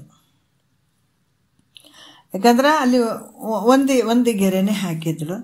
ಇದನ್ನು ಏನಿರ್ಬೋದು ಅಂತೇಳ್ಬಿಟ್ಟು ರಾಜನ ಕೇಳಿದ್ದು ಏನು ಅಂತ ಕೇಳಿದೆ. ಅದಕ್ಕೆ ನನಗಿದು ಅರ್ಥನೇ ಆಗೋದು. ಯಾಕೆ ಏನಾದರೂ ಕೇಳಬೇಕಾಗಿತ್ತಲ್ಲ, ಏನು ಕೇಳೋದು ಬರೀ ಒಂದೇ ಗೆರೆ ಹಾಕಿದ್ರೆ ನಾನು ಹೆಂಗೆ ತಿಳ್ಕೊಬೇಕು, ನನಗೆ ಅರ್ಥನೇ ಆಗೋದು, ನಿಮಗೇನಾದರೂ ಅನ್ನಿಸ್ತದ ಅಂತ ಕೇಳಿದಾಗ ಆ ಮಂತ್ರಿ ಹೇಳ್ತಾನೆ, ಇವರಿಬ್ಬರಿಗಿಂತ ಈ ಅಮ್ಮ ಭಾಳಷ್ಟು ಜಾಣೆ ಅದಳ, ಹುಷಾರದಳ. ಏನು ಅಂತ ಕೇಳಿದಾಗ ಆಕೆಗೆ ಯಾವ ಭೋಗದ ಸಾಮಾನುಗಳು ಬೇಕಾಗಿಲ್ಲ, ಯಾವ ತಿಂಡಿ ತಿನಿಸುಗಳು ಬೇಕಾಗಿಲ್ಲ, ಆಕೆಗೆ ಯಾವುದು ಬೇಕಾಗಿಲ್ಲ ಅಂತ ನೀವೊಬ್ಬರೇ ಬೇಕಂತ ಬರೆದಿದ್ದಾಳ ಅಂತ ಹೇಳಿದ್ನಂತ. ಎಷ್ಟು ಅದ್ಭುತ ನೋಡ್ರಿ. ಯಾಕಂತಂದ್ರೆ ಆಕೆಗೆ ಗೊತ್ತು ಏನಂದ್ರೆ ಆ ವಸ್ತು ಈ ವಸ್ತು ಒಂದೊಂದು ಕೇಳೋದಕ್ಕಿಂತ ಈ ರಾಜನೇ ನನ್ನ ಜೊತೆಗೆ ಇದ್ದುಬಿಟ್ರೆ ಮುಗೀತಲ್ಲ, ಅದು ಒಬ್ಬತ್ತ ನನಗಾಗಿಬಿಟ್ರೆ ಸಾಕು. ಯಾಕಂದ್ರೆ ಆ ರಾಜನ ಎಲ್ಲವನ್ನ ಪಡ್ಕೊಳ್ಳಿಕ್ಕೆ ಸಾಧ್ಯ ಅದ, ಒಂದಲ್ಲ ಎಲ್ಲವನ್ನ ಪಡ್ಕೊಳ್ಳಿಕ್ಕೆ ಸಾಧ್ಯ ಅದ. ಹಾಗಾಗಿ ಆಕೆ ಭಾಳ ಜಾಣೆ ಅದಾಳ. ಒಂದನ್ನು ಹಾಕಿದಾಳ, ನೀವು ಒಬ್ಬರಿದ್ರೆ ಸಾಕು, ನನಗೆ ಬೇರೆ ಏನು ಬೇಡ ಅಂತ ಹೇಳಿದಾಳ. ಹಾಗಾಗಿ ಇಲ್ಲಿ ಹೇಳುವಂಥದ್ದು ಮಹಾತ್ಮರು ನನಗೆ ಹಾಗಾಗಲಿ ಹಿಂಗಾಗಲಿ ಇದು ಬೇಕು ಅದು ಬೇಕಂತ ಏನು ಕೇಳಲಿಲ್ಲ. ಅವ್ರಿಗೆ ಜೀವನ ಮುಕ್ತಿ ಆದರೂ ಆಗಲಿಲ್ಲ ಸಜ್ಜನರ ಸಹವಾಸ ಒಂದು ಕೊಟ್ಬಿಡು ಅಂತ ಕೇಳಿದ್ರು ಅವರು. ಏನು ರೊಕ್ಕ ಕೊಡಲಿಲ್ಲ, ರೂಪಾಯಿ ಕೊಡಲಿಲ್ಲ, ಆಸ್ತಿ ಕೊಡಲಿ, ಅದು ಅಂತಸ್ತು ಕೊಡಲಿ, ಯಾವುದೇ ಕೇಳಿಲ್ಲ. ಒಂದು ಸಜ್ಜನರ ಸಹವಾಸ ಅಂದರೆ ಸತ್ಸಂಗವನ್ನು ಕೊಡು, ಸತ್ಯ ವಸ್ತುವನ್ನು ಅರಿತವರ ಸಂಘ ಕೊಡು ಅಂತ ಕೇಳಿದ್ರು. ಯಾಕಂದರೆ ಅದ್ರಾಗ ಎಲ್ಲನೂ ಸಿಗುವಂಥದ್ದು ಐತಿ ಅವ್ರಿಗೆ ಗೊತ್ತು. ಹಾಗಾಗಿ ಈ ರೀತಿ ಕೇಳಿರುವಂಥದ್ದು. ಇಲ್ಲಿ ಕೂಡ ಏನು ಹೇಳ್ತಾರ, ಯೋಗಿಯ ಕುಲಕೋಟಿ ಬಂಧು ಬಾಂಧವರನ್ನು ಅನುರಾಗದಿಂದವೇ ಮುಕ್ತಿ ಬಿಡವರು ಅಂತ ಹೇಳ್ತಾರೆ. ಯೋಗೇಶ್ವರ ಈ 4 ಹೊರಗಿರುವಂಥ ಸಾಧನೆಗಳನ್ನು ಮಾಡ್ಕೊಂಡಿದ್ದಾನೆ, ಒಳಗಿರುವಂಥ 4 ಸಾಧನೆಗಳನ್ನು ಮಾಡ್ಕೊಂಡಿದ್ದಾನೆ. ಪ್ರತ್ಯಾಹಾರ, ಧಾರಣ, ಧ್ಯಾನ, ಸಮಾಧಿ ಅನ್ನುವಂಥದ್ದು. ಇವು 4 ಒಳಗಿನ ಸಾಧನೆಗಳನ್ನು ಮಾಡ್ಕೊಂಡಿದ್ದಾನೆ. ಅದಕ್ಕೆ ಈ ರೀತಿ ಮತ್ತು ತನ್ನ ಹೆಂಗದನ ಸ್ವಸ್ವರೂಪದ ಸ್ಥಿತಿಯಲ್ಲಿ ತಾನಿರ್ತಾನೆ. ಆ ಪುಣ್ಯ ಪ್ರಭಾವದಿಂದ ಯೋಗಿಯ ಬಂಧು ಅವ್ರ ಸಂಬಂಧಿಗಳಾದ ಸುತ್ತಮುತ್ತಲವರು ಅವರೇ. ಯಾಕಂತಂದರೆ ಈಗ ಜ್ಞಾನಿ ಅಂತಂದ ಮೇಲೆ ಎಲ್ಲರನ್ನ ಒಂದು ಉದ್ಧಾರ ಮಾಡುವಂಥ ಶಕ್ತಿ ಆತಗಿರ್ತದೆ. ಹಾಗಾಗಿ ಅಗಣಿತ ಮುಕ್ತಿಯನ್ನು ಅಪೇಕ್ಷಿಸದೆ ಆತನ ಆ ಒಂದು ಸನ್ನಿಧಾನದಲ್ಲಿ ಆತನ ಜೊತೆ ಆತನ ಒಡನಾಟ, ಆತನ ಸಹವಾಸದಾಗ ಯಾರು ಇರ್ತಾರ ಅವರಿಗೆ ಪ್ರಯತ್ನ ಮಾಡದೇ ಇದ್ರೂ ಕೂಡ ಅನಾಯಾಸವಾಗಿ ಮುಕ್ತಿ ಹೊಂದುತ್ತಾರ ಅಂತ ಹೇಳ್ತಾರೆ. ಹೆಂಗೆ ಅಂತಂದ್ರೆ ಈಗ ಒಂದು ಉದಾಹರಣೆ ಹೇಳ್ತಾರೆ. ಯಾಕಂತಂದ್ರೆ ಎಲ್ಲೋ ಒಂದು ನಾವೀಗ ಮೊಬೈಲ್ ಅದೆಲ್ಲ ಹಿಡಿದಿದ್ದೀವಿ, ಅದೆಲ್ಲ ಮೊಬೈಲ್ಗಳು ನಮ್ಮ ಹತ್ರ ಇರ್ತಾವೆ. ನಾವೆಲ್ಲರೂ ಹೋಗಿರ್ತೀವಿ, ಒಂದು ಗ್ರೂಪೇ ಇರ್ತದೆ ನಮ್ಮದು. ಯಾರ ಹತ್ರ ಮೊಬೈಲ್ಗಳು ಇಲ್ಲ, ಒಬ್ಬರ ಹತ್ರನೇ ಐತೆ. ಕತ್ತಲಾಗ್ಬಿಡ್ತದೆ, 8-9 ಗಂಟೆ ಆಗ್ಯದ, ಹೌದಲ್ಲ. ನಾವು ಹೋಗ್ತಾ ಇದ್ದೀವಿ, ದಾರಿಯಲ್ಲಿ ಹೋಗ್ತಾ ಇದ್ದೀವಿ, ಒಬ್ಬರ ಹತ್ರ ಮಾತ್ರ ಮೊಬೈಲ್ ಐತೆ. ಅಥವಾ ಒಬ್ಬತ್ತು ಮುಂದೆ ಮೊಬೈಲ್ ಟಾರ್ಚ್ ಹಾಕ್ಕೊಂಡಿದ್ದಾನೆ, ಬೆಳಕು ಹಾಕ್ಕೊಂಡಿದ್ದಾನೆ. ಆತ ಹಿಂಗೆ ಬೆಳಕು ಹಾಕೋಂತ ಹೋಗ್ತಾ ಇದ್ದಾನೆ. ಆದ್ರೆ ಹಿಂದಲವರು ಅಲ್ಲಿ ಹಿಂದ್ಗಡೆ ಎಲ್ಲರೂ ಇದ್ದವರು ಏನು ಮಾಡಿದರು, ಅನಾಯಾಸವಾಗಿ ಅವ್ರ ಹಿಂದೆ ಹೋಗ್ತಾ ಇದ್ದಾರೆ. ಆ ಬೆಳಕಿನೆಡೆಗೆ ಅವ್ರು ಹೋಗ್ತಾ ಇದ್ದಾರೆ. ಅವ್ರು ಏನಾರು ಮಾಡಾಕತ್ತಾರೆ ಅಂದರೆ ಏನಿಲ್ಲ, ಮುಂದೆ ಆತ ಹೋಗಕತ್ತಾನೆ, ಇವ್ರು ಹೊಂಟಾರ ಅವ್ರ ಮುಂದೆ ಅನಾಯಾಸವಾಗಿ. ನೋಡ್ರಿ ಎಷ್ಟು ಅದ್ಭುತವಾಗಿ ಅನಾಯಾಸವಾಗಿ ಊರು ಸೇರ್ತಾರೆ. ಅವರು ಕೂಡ ಅವ್ರ ಬಳಿ ಮೊಬೈಲ್ ಇಲ್ಲ, ಕೈಯಾಗಿ ಹಿಡ್ಕೊಳ್ಬೇಕನ್ನೋದಿಲ್ಲ, ಏನು ಮಾಡ್ಬೇಕು ಅನ್ನೋದಿಲ್ಲ, ಏನಿಲ್ಲ. ಏನಾರು ಆಯಾಸ ಆಗುವಂಥ ಕೆಲಸ ಅದನ್ನಲ್ಲಿ ಏನಿಲ್ಲ, ಏನೋ ಮಾಡುವಂಥದ್ದು ಐತೇನು ಏನಿಲ್ಲ. ಸುಮ್ಮ ಆತನಿಂದ ಹೊಂಟಾರ, ಆತ ಮುಂದೆ ಬೆಳಕು ಕಾಯ್ಕೊಂತ ಹೊಂಟಾನ. ಆ ಬೆಳಕಿನಾಗ ಇವರು ಎಲ್ಲರೂ ಹೊಂಟಿದ್ದಾರೆ. ಅಲ್ಲಿ ಏನಿಲ್ಲ, ದಾರಿಯಲ್ಲಿ ಏನೂ ಇಲ್ಲ ಅಂತ ಗೊತ್ತಾಗ್ಬಿಡ್ತು ಬೆಳಕಿನಾಗ. ಆ ಬೆಳಕಿನಾಗೆ ಇವರು ಹೋಗ್ತಾ ಇದ್ದಾರೆ, ಅನಾಯಾಸವಾಗಿ ಹೆಂಗೆ ಹೋಗ್ತಾರೋ ಅದೇ ರೀತಿ ಯೋಗಿಯ ಒಂದು ಸಹವಾಸದಲ್ಲಿದ್ದಂಥವ್ರು ಎಲ್ಲರೂ ಅಲ್ಲಿ ಮುಕ್ತಿಯನ್ನು ಅನಾಯಾಸವಾಗಿ ಹೊಂದುತ್ತಾರ ಅಂತ ಹೇಳ್ತಾರೆ. ಇಲ್ಲಿ ಯೋಗೀಶ್ವರನ ಸ್ತುತಿಯನ್ನಾಗಲಿ ಅಥವಾ ಅವನ ಪುಣ್ಯ ಪ್ರಭಾವನ್ನಾಗಲಿ ಇಲ್ಲಿ ಏನಾಗ್ತದೆ ಹೇಳಿದಂತಾಯಿತು. ಅಥವಾ ಸಾಧಕರ ಸಾಧನೆಗಳಲ್ಲಿ ಯಾಕಂತಂದರೆ ಈ ರೀತಿಯಾಗಿ ತಮ್ಮ ಸಾಧನೆಯಲ್ಲಿ ಮಾಡುವಂಥ ರೀತಿಯಲ್ಲಿ ಇದು ಕೂಡ ಅವರು ಹೇಳ್ತಾರೆ. ಇಲ್ಲಿ ಕೂಡ ಏನು ಹೇಳ್ತಾರೆ ಅಂತಂದರೆ ಈ ರೀತಿಯಾಗಿ ತನ್ನನ್ನು ಯಾರು ಸ್ತುತಿ ಮಾಡ್ತಾರ ಆ ಒಂದು ಗುರುವಿನ ಒಂದು ಸನ್ನಿಧಾನದಲ್ಲಿ ಸಹವಾಸದಲ್ಲಿರುವಂಥವ್ರು ಎಲ್ಲರೂ ಅನಾಯಾಸವಾಗಿ ಆ ಮುಕ್ತಿಯ ಪಥವನ್ನು ತಲುಪ್ತಾರ ಅನ್ನುವಂಥ ವಿಚಾರವನ್ನು ಹೇಳ್ತಾರೆ ಅವರು. ಈಗ 1ನೇ ನುಡಿಯಲ್ಲಿ ಕೂಡ ಹೇಳ್ತಾರೆ. ಏನು ಹೇಳ್ತಾರೆ, ಯೋಗಿ ಪ್ರತ್ಯಾಹಾರವಾಗಿ ತನಗೆ ಸಿದ್ಧಿಯಾಗ ಪನ್ನೊಂದು ಕುಲವನ್ನು ಅನುರಾಗದಿಂದೊಡಗೂಡಿ ಮುಕ್ತ ನೆನೆಸುವನು ಅವನು ಆಗಮ ಸಿದ್ಧ ಅಂಗನೆ ನಂಬು ಅಂತ ಹೇಳ್ತಾರೆ ಅವರು. ಅಂದ್ರೆ ತನಗೆ ಅಂದರೆ ಯೋಗಿಗೆ ಪ್ರತ್ಯಾಹಾರ ಅಂಗವು ಅದು ಪ್ರಾಪ್ತಿ ಆಯಿತು ಅಂತಂದಾಗ ಅಂದರೆ ಸಿದ್ಧಿ ಅಂತಂದ್ರೆ ಪ್ರಾಪ್ತಿ ಆಗುವಂಥದ್ದು. ಯಾವಾಗ ಆತ ಯೋಗಿ ಒಂದಂಗ ಪ್ರತ್ಯಾಹಾರ ಅನ್ನುವಂಥ ಒಂದು ಅಂಗವನ್ನು ಯಾವಾಗ ಸಾಧನೆ ಮಾಡಿಕೊಡುತ್ತಾನೋ ಆಗ ತಾಯಿಯ ಸಂಬಂಧವಾದಂಥ 11 ಕುಲಗಳನ್ನು ಅಂದ್ರೆ ಕೂಡಿ ಮುಕ್ತಿಯನ್ನು ಹೊಂದುತ್ತಾನ ಅಂತ ಹೇಳ್ತಾರೆ. 11 ಕುಲಗಳನ್ನು ಅಂದರೆ ಆತನ ಒಂದು ಸುತ್ತಮುತ್ತ ಇರುವಂಥವ್ರು ಎಲ್ಲರೂ ಆ ಮುಕ್ತಿಯನ್ನು ಹೊಂದುತ್ತಾರೆ. ಇದು ಆಗಮ ಪ್ರಮಾಣ ಸಿದ್ಧವಾದದ್ದು ಅಂತ ಕೂಡ ಹೇಳ್ತಾರೆ. ಯಾಕಂದರೆ ಇಲ್ಲಿ ಗುರುನಾಥ ಅನ್ನುವಂಥದ್ದು ಅಷ್ಟೊಂದು ಶಕ್ತಿ ಇರ್ತದೆ ನೋಡ್ರಿ. ಜಗತ್ತಿನೊಳಗೆ ನಾವು ಈ ಗುರುರ್ ಬ್ರಹ್ಮ ಗುರುರ್ ವಿಷ್ಣು ಗುರುರ್ ದೇವೋ ಮಹೇಶ್ವರ ಗುರು ಸಾಕ್ಷಾತ್ ಪರಬ್ರಹ್ಮ ತಸ್ಮೈ ಶ್ರೀ ಗುರವೇ ನಮಃ ಅಂತ ಹೇಳ್ತೀವಿ. ಎಲ್ಲಕ್ಕಿಂತ ಶ್ರೇಷ್ಠವಾದಂಥವನು ಸದ್ಗುರು ಅದನ್ನು ಅಲ್ಲ, ಗುರುರ ಅಧಿಕಮ್ ಅಂತ ಹೇಳಿದ್ರು, ಗುರುರ ಅಧಿಕಮ್ ಅಂತ ಹೇಳ್ತಾರೆ. ಯಾಕಂದರೆ ಗುರುವಿಗಿಂತ ಜಗತ್ತಿನೊಳಗೆ ಯಾವುದು ಶ್ರೇಷ್ಠವಾದಂಥ ವಸ್ತು ಇಲ್ಲ, ಶ್ರೇಷ್ಠವಾದಂಥದ್ದು ಯಾವುದೂ ಇಲ್ಲವೇ ಇಲ್ಲ. ಯಾಕಂದರೆ ಬ್ರಹ್ಮ ವಿಷ್ಣು ಮಹೇಶ್ವರ ಸೃಷ್ಟಿಯನ್ನು ಮಾಡಿದಂಥದ್ದು ಬ್ರಹ್ಮ, ರಕ್ಷಣೆಯನ್ನು ಮಾಡಿದಂಥದ್ದು ವಿಷ್ಣು, ಲಯವನ್ನು ಮಾಡಿದಂಥದ್ದು ರುದ್ರ. ಈ 3 ಜನರು ನಮ್ಮ ಕಣ್ಣಿಗೆ ಕಾಣಿಸಂಗಿಲ್ಲ, ಆದರೂ ಇದು ಕ್ರಿಯೆಗಳು ನಡೆದಾವೆ. ಜಗತ್ತು ಸೃಷ್ಟಿಯಾಗಿರುವಂಥದ್ದು, ಅದು ರಕ್ಷಣೆ ಮಾಡುವಂಥದ್ದು ಮತ್ತು ಲಯ ಮಾಡುವಂಥದ್ದು ಇವು ನಮ್ಮ ಕಣ್ಣಿಗೆ ಕಾಣಂಗಿಲ್ಲ ಅಂದ್ರೂ ಕೂಡ ಇಲ್ಲಿ ನಡೆದಾವೆ. ಆದ್ರೆ ಈ ಸದ್ಗುರುನಾಥ ಇವೆಲ್ಲಕ್ಕಿಂತನೂ ದೊಡ್ಡವನು. ಹೆಂಗದನಂತಾರೆ, ಇವು ಕಣ್ಣಿಗೆ ಕಾಣದೇ ಇರುವಂಥ ಕ್ರಿಯೆಗಳ ಇವೆಲ್ಲ ನಡೆದಾವೆ. ಆದ್ರೆ ಸದ್ಗುರು ಪ್ರತ್ಯಕ್ಷವಾಗಿ ನಮಗೆ ಕಾಣಿಸ್ತಾನೆ, ಸದ್ಗುರು ಪ್ರತ್ಯಕ್ಷವಾಗಿ ನಮ್ಗೆ ಕೆಲಸ ಮಾಡ್ತಾನೆ. ಯಾಕಂದ್ರೆ ಈ ವೇದ ಉಪನಿಷತ್ತುಗಳೇನದಾವ, ವೇದ ಉಪನಿಷತ್ತುಗಳು ಇವೆಲ್ಲ ಅವುಗಳಿಂದ ನಮ್ಗೆ ಆ ಜ್ಞಾನದ ಬೆಳಕನ್ನು ಸೃಷ್ಟಿ ಮಾಡ್ತಾನೆ ಸದ್ಗುರುನಾಥ. ಅಥವಾ ಸೃಷ್ಟಿಯನ್ನು ಮಾಡುವಂಥವನು ಸದ್ಗುರುನಾಥ. ಜ್ಞಾನದ ಒಂದು ವೇದ ಉಪನಿಷತ್ತುಗಳ ಒಂದು ಇದು ಹಿಡಿದ್ಬಿಟ್ಟು ಅಲ್ಲಿ ಅಂದ್ರೆ ಜ್ಞಾನದ ಬೆಳಕನ್ನು ಸೃಷ್ಟಿ ಮಾಡ್ತಾನೆ. ನಮ್ಮಲ್ಲಿ ಏನಾಗ್ತದ, ಅದನ್ನು ಈ ಶ್ರವಣ ಮನನ ನಿಧಿಧ್ಯಾಸನ ಮಾಡೋದ್ರಿಂದ ಏನಾಗ್ತದೆ, ಆ ಜ್ಞಾನ ಅಲ್ಲಿ ಅಳವಡ್ತದೆ. ಅದನ್ನು ರಕ್ಷಣೆ ಮಾಡುವಂಥದ್ದು ಕೂಡ ಗುರುನೇ ಮಾಡ್ತಾನೆ, ಅಂದರೆ ಹೇಳುವಂಥದ್ದು, ಇದೇ ರೀತಿಯಾಗಿ ನಡ್ಕೋ ಅನ್ನುವಂಥದ್ದು ಕೂಡ ಹೇಳ್ತಾನೆ. ಅಜ್ಞಾನ ಅನ್ನುವಂಥದ್ದು ಕತ್ತಲೆಯನ್ನು ಹೊಡೆದೋಡಿಸ್ತಾನೆ, ಅಂದರೆ ಲಯ ಮಾಡ್ತಾನೆ. ಯಾಕಂದರೆ ಈ 3 ಕೆಲಸಗಳನ್ನು, ಜ್ಞಾನವನ್ನು ಹೇಳ್ತಾನೆ, ರಕ್ಷಣೆ ಮಾಡುವಂಥದ್ದು, ಇದೇ ರೂಪವಾಗಿ ನೀನಿರು ಅಂತ ಹೇಳುವಂಥದ್ದು, ಮತ್ತು ಅಜ್ಞಾನ ಅನ್ನುವಂಥ ಕತ್ತಲೆಯನ್ನು ಕಳೆಯುವಂಥದ್ದು. ರುದ್ರನಾಗಿ ಕೆಲಸ ಮಾಡ್ತಾನೆ, ವಿಷ್ಣುವಾಗಿ ಕೆಲಸ ಮಾಡ್ತಾನೆ, ಬ್ರಹ್ಮನಾಗಿ ಕೂಡ ಕೆಲಸ ಮಾಡ್ತಾನೆ. ಇವು 3 ಕೆಲಸವನ್ನು ಒಬ್ಬನೇ ಮಾಡ್ತಾನೆ ಸದ್ಗುರುನಾಥ. ಅದಕ್ಕೆ ಇದು ನಗುರೋರಧಿಕಂ ಅಂದರೆ ಈ ಗುರುವಿಗಿಂತ ಶ್ರೇಷ್ಠವಾದದ್ದು ಜಗತ್ತಿನೊಳಗೆ ಯಾವುದಿಲ್ಲ ಅಂಥ ಸದ್ಗುರುನಾಥ.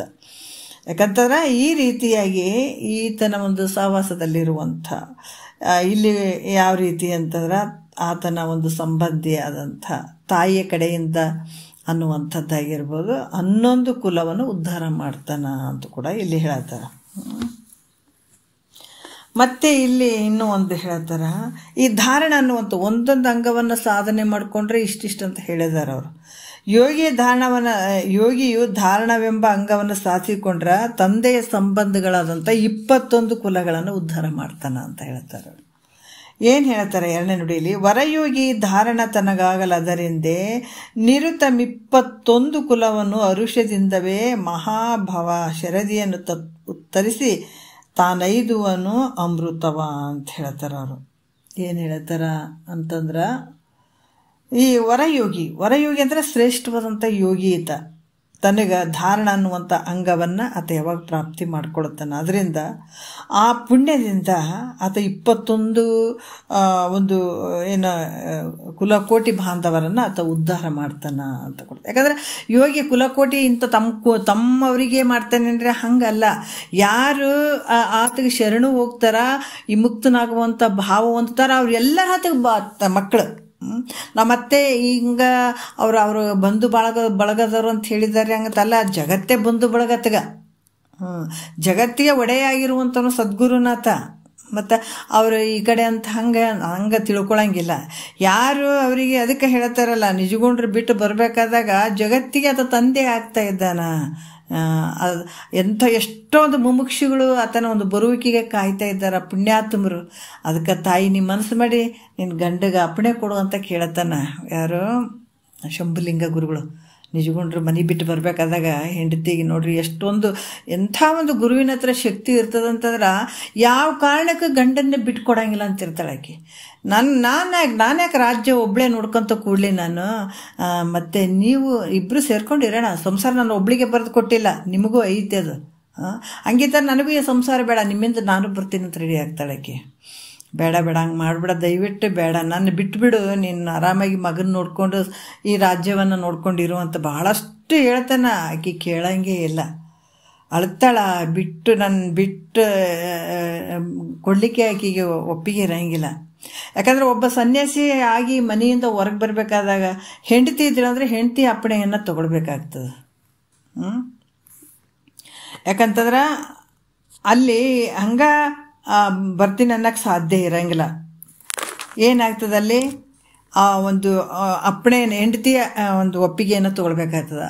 ಅಥವಾ ಹೆಂಡತಿ ಇರಲಿಲ್ಲ ಅಂದ್ರೆ ತಾಯಿ ಒಪ್ಪಿಗೆಯನ್ನು ತೊಗೊಂಡು ಅವರು ಸನ್ಯಾಸಿ ಆಗಬೇಕಾಗ್ತದೆ. ಹಾಗಾಗಿಬಿಟ್ಟು ಆಕೆ ಒಪ್ಪೋದೇ ಇಲ್ಲ. ಅವಾಗ ಭಾಳಷ್ಟು ಶಂಭುಲಿಂಗ ಗುರುಗಳು ಬಂದು ಕೂಡ ಹೇಳ್ತಾರೆ, ಹಾಗೆಲ್ಲ ಮಾಡಬೇಡ ತಾಯಿ. ಅವ್ರಿಗೆ ಭಾಳಷ್ಟು ಒಂದು ಜಗತ್ತಿಗೆ ಒಂದು ಮುಮುಕ್ಷಿಗಳ ಒಂದು ತಂದೆ ಆಗೋರು ಅದಾರ. ಅವರು ಎಲ್ಲರನ್ನೂ ಉದ್ಧಾರ ಮಾಡುವಂಥವ್ರು ಅದಾರ. ಹಂಗೆಲ್ಲ ಮಾಡಬೇಡ ಅಂತ ಎಷ್ಟು ಹೇಳಿದ್ರು ಕೇಳಂಗಿಲ್ಲ. ಆದರೂ ಕೂಡ ಆಕೆ ಕೊನೆಗೆ ಆತ ಹೋಗ್ತೀನಿ ಅಂತ ನಿಂತ್ಕೊಂಡಾಗ ಸದ್ಗುರುಗಳು ಎಲ್ಲರೂ ಬಂದಿರ್ತಾರೆ. ಆ ಟೈಮ್ನಲ್ಲಿ ಆಕೆ ನಮಸ್ಕಾರ ಮಾಡಕ್ಕೆ ಹೋಗ್ತಾಳೆ, ಅಳ್ತಾ ಇರ್ತಾಳೆ, ಬಿಟ್ಕೊಡೋಕ್ಕಾಗ್ಲಾರ್ದ ಅಳ್ತಾ ಇರ್ತಾಳೆ. ಅವಾಗ ಹೋಗಿ ಗುರುಗಳಿಗೆ ನಮಸ್ಕಾರ ಮಾಡ್ತಾಳೆ. ಅವ್ರು ಸದ್ಗುರುನಾಥ ಶಂಭುಲಿಂಗ ಗುರುಗಳು ಅವ್ರ ತಲೆ ಮೇಲೆ ಹಿಂಗೆ ಕೈ ಆಕೆ ತಲೆ ಮೇಲೆ ಹಿಂಗೆ ಕೈ ಇಡ್ತಾರೆ ನೋಡ್ರಿ. ಕೈ ಇಟ್ರೆ ಆಕೆ ನಮಸ್ಕಾರ ಮಾಡಿ ಹೇಳಿದ್ರಾಗ ಆಕಿನ ಭಾವನೆ ಬದಲಾವಣೆ ಆಗಿಬಿಟ್ಟಿರ್ತದೆ. ಸಂಪೂರ್ಣವಾಗಿ ಬದಲಾವಣೆ ಆಗಿ ಆಯಿತು ಹೋಗಿ ಬರಲಿ ಅಂತ ಮತ್ತು ಖುಷಿಯಾಗಿ ಆ ಗಂಡನನ್ನು ಬೀಳ್ಕೊಡ್ತಾಳೆ. ಹಾಗಾಗಿಬಿಟ್ಟು ಇವತ್ತು ನಿಜಗೊಂಡ್ರು ಒಬ್ಬರೇ ಇಂಥವ್ರಿಗೆ ಅವರು ಸಂಬಂಧ ಆದರು ಇಂಥವ್ರು ಅಂತ ಹಂಗಲ್ಲ. ಒಬ್ಬ ಯೋಗಿ ಎಲ್ಲ ಒಂದು ಯಾರು ಮುಮುಕ್ಷುಗಳು ಇರ್ತಾರೆ ಇಂಥ ಜ್ಞಾನವನ್ನು ಪಡ್ಕೊಳ್ಬೇಕನ್ನುವಂಥದ್ದು ಇರ್ತದೆ. ಎಲ್ಲ ಜಗತ್ತಿಗೆ ಅವರು ಒಂದು ಬಾಂಧವರು, ತಂದೆ ತಾಯಿ ಬಂಧು ಬಳಗ ಎಲ್ಲನೂ ಈ ಸದ್ಗುರುನಾಥನೇ ಆಗಿರುವಂಥದ್ದು. ಈ ರೀತಿಯಾಗಿ ಇಲ್ಲಿ ಏನು ಹೇಳ್ತಾರ, ಧಾರಣ ಅನ್ನುವಂಥದ್ದು ಮಾಡಿಕೊಂಡಂಥ ಯೋಗಿಗೆ 21 ಕುಲಗಳನ್ನು ಉದ್ಧಾರ ಮಾಡುವಂಥದ್ದು ಆ ಶಕ್ತಿ ಆತಗಿರ್ತದೆ. ಇವ ನಾಭಿ ಏನು ಅದಾವ, ಈ ಏನಂದ್ರೆ ಭ್ರೂ ಮಧ್ಯೆ ಇರುವಂಥದ್ದು ಇದು ನಾಭಿ ಅನ್ನುವಂಥದ್ದು ಬ್ರಹ್ಮ.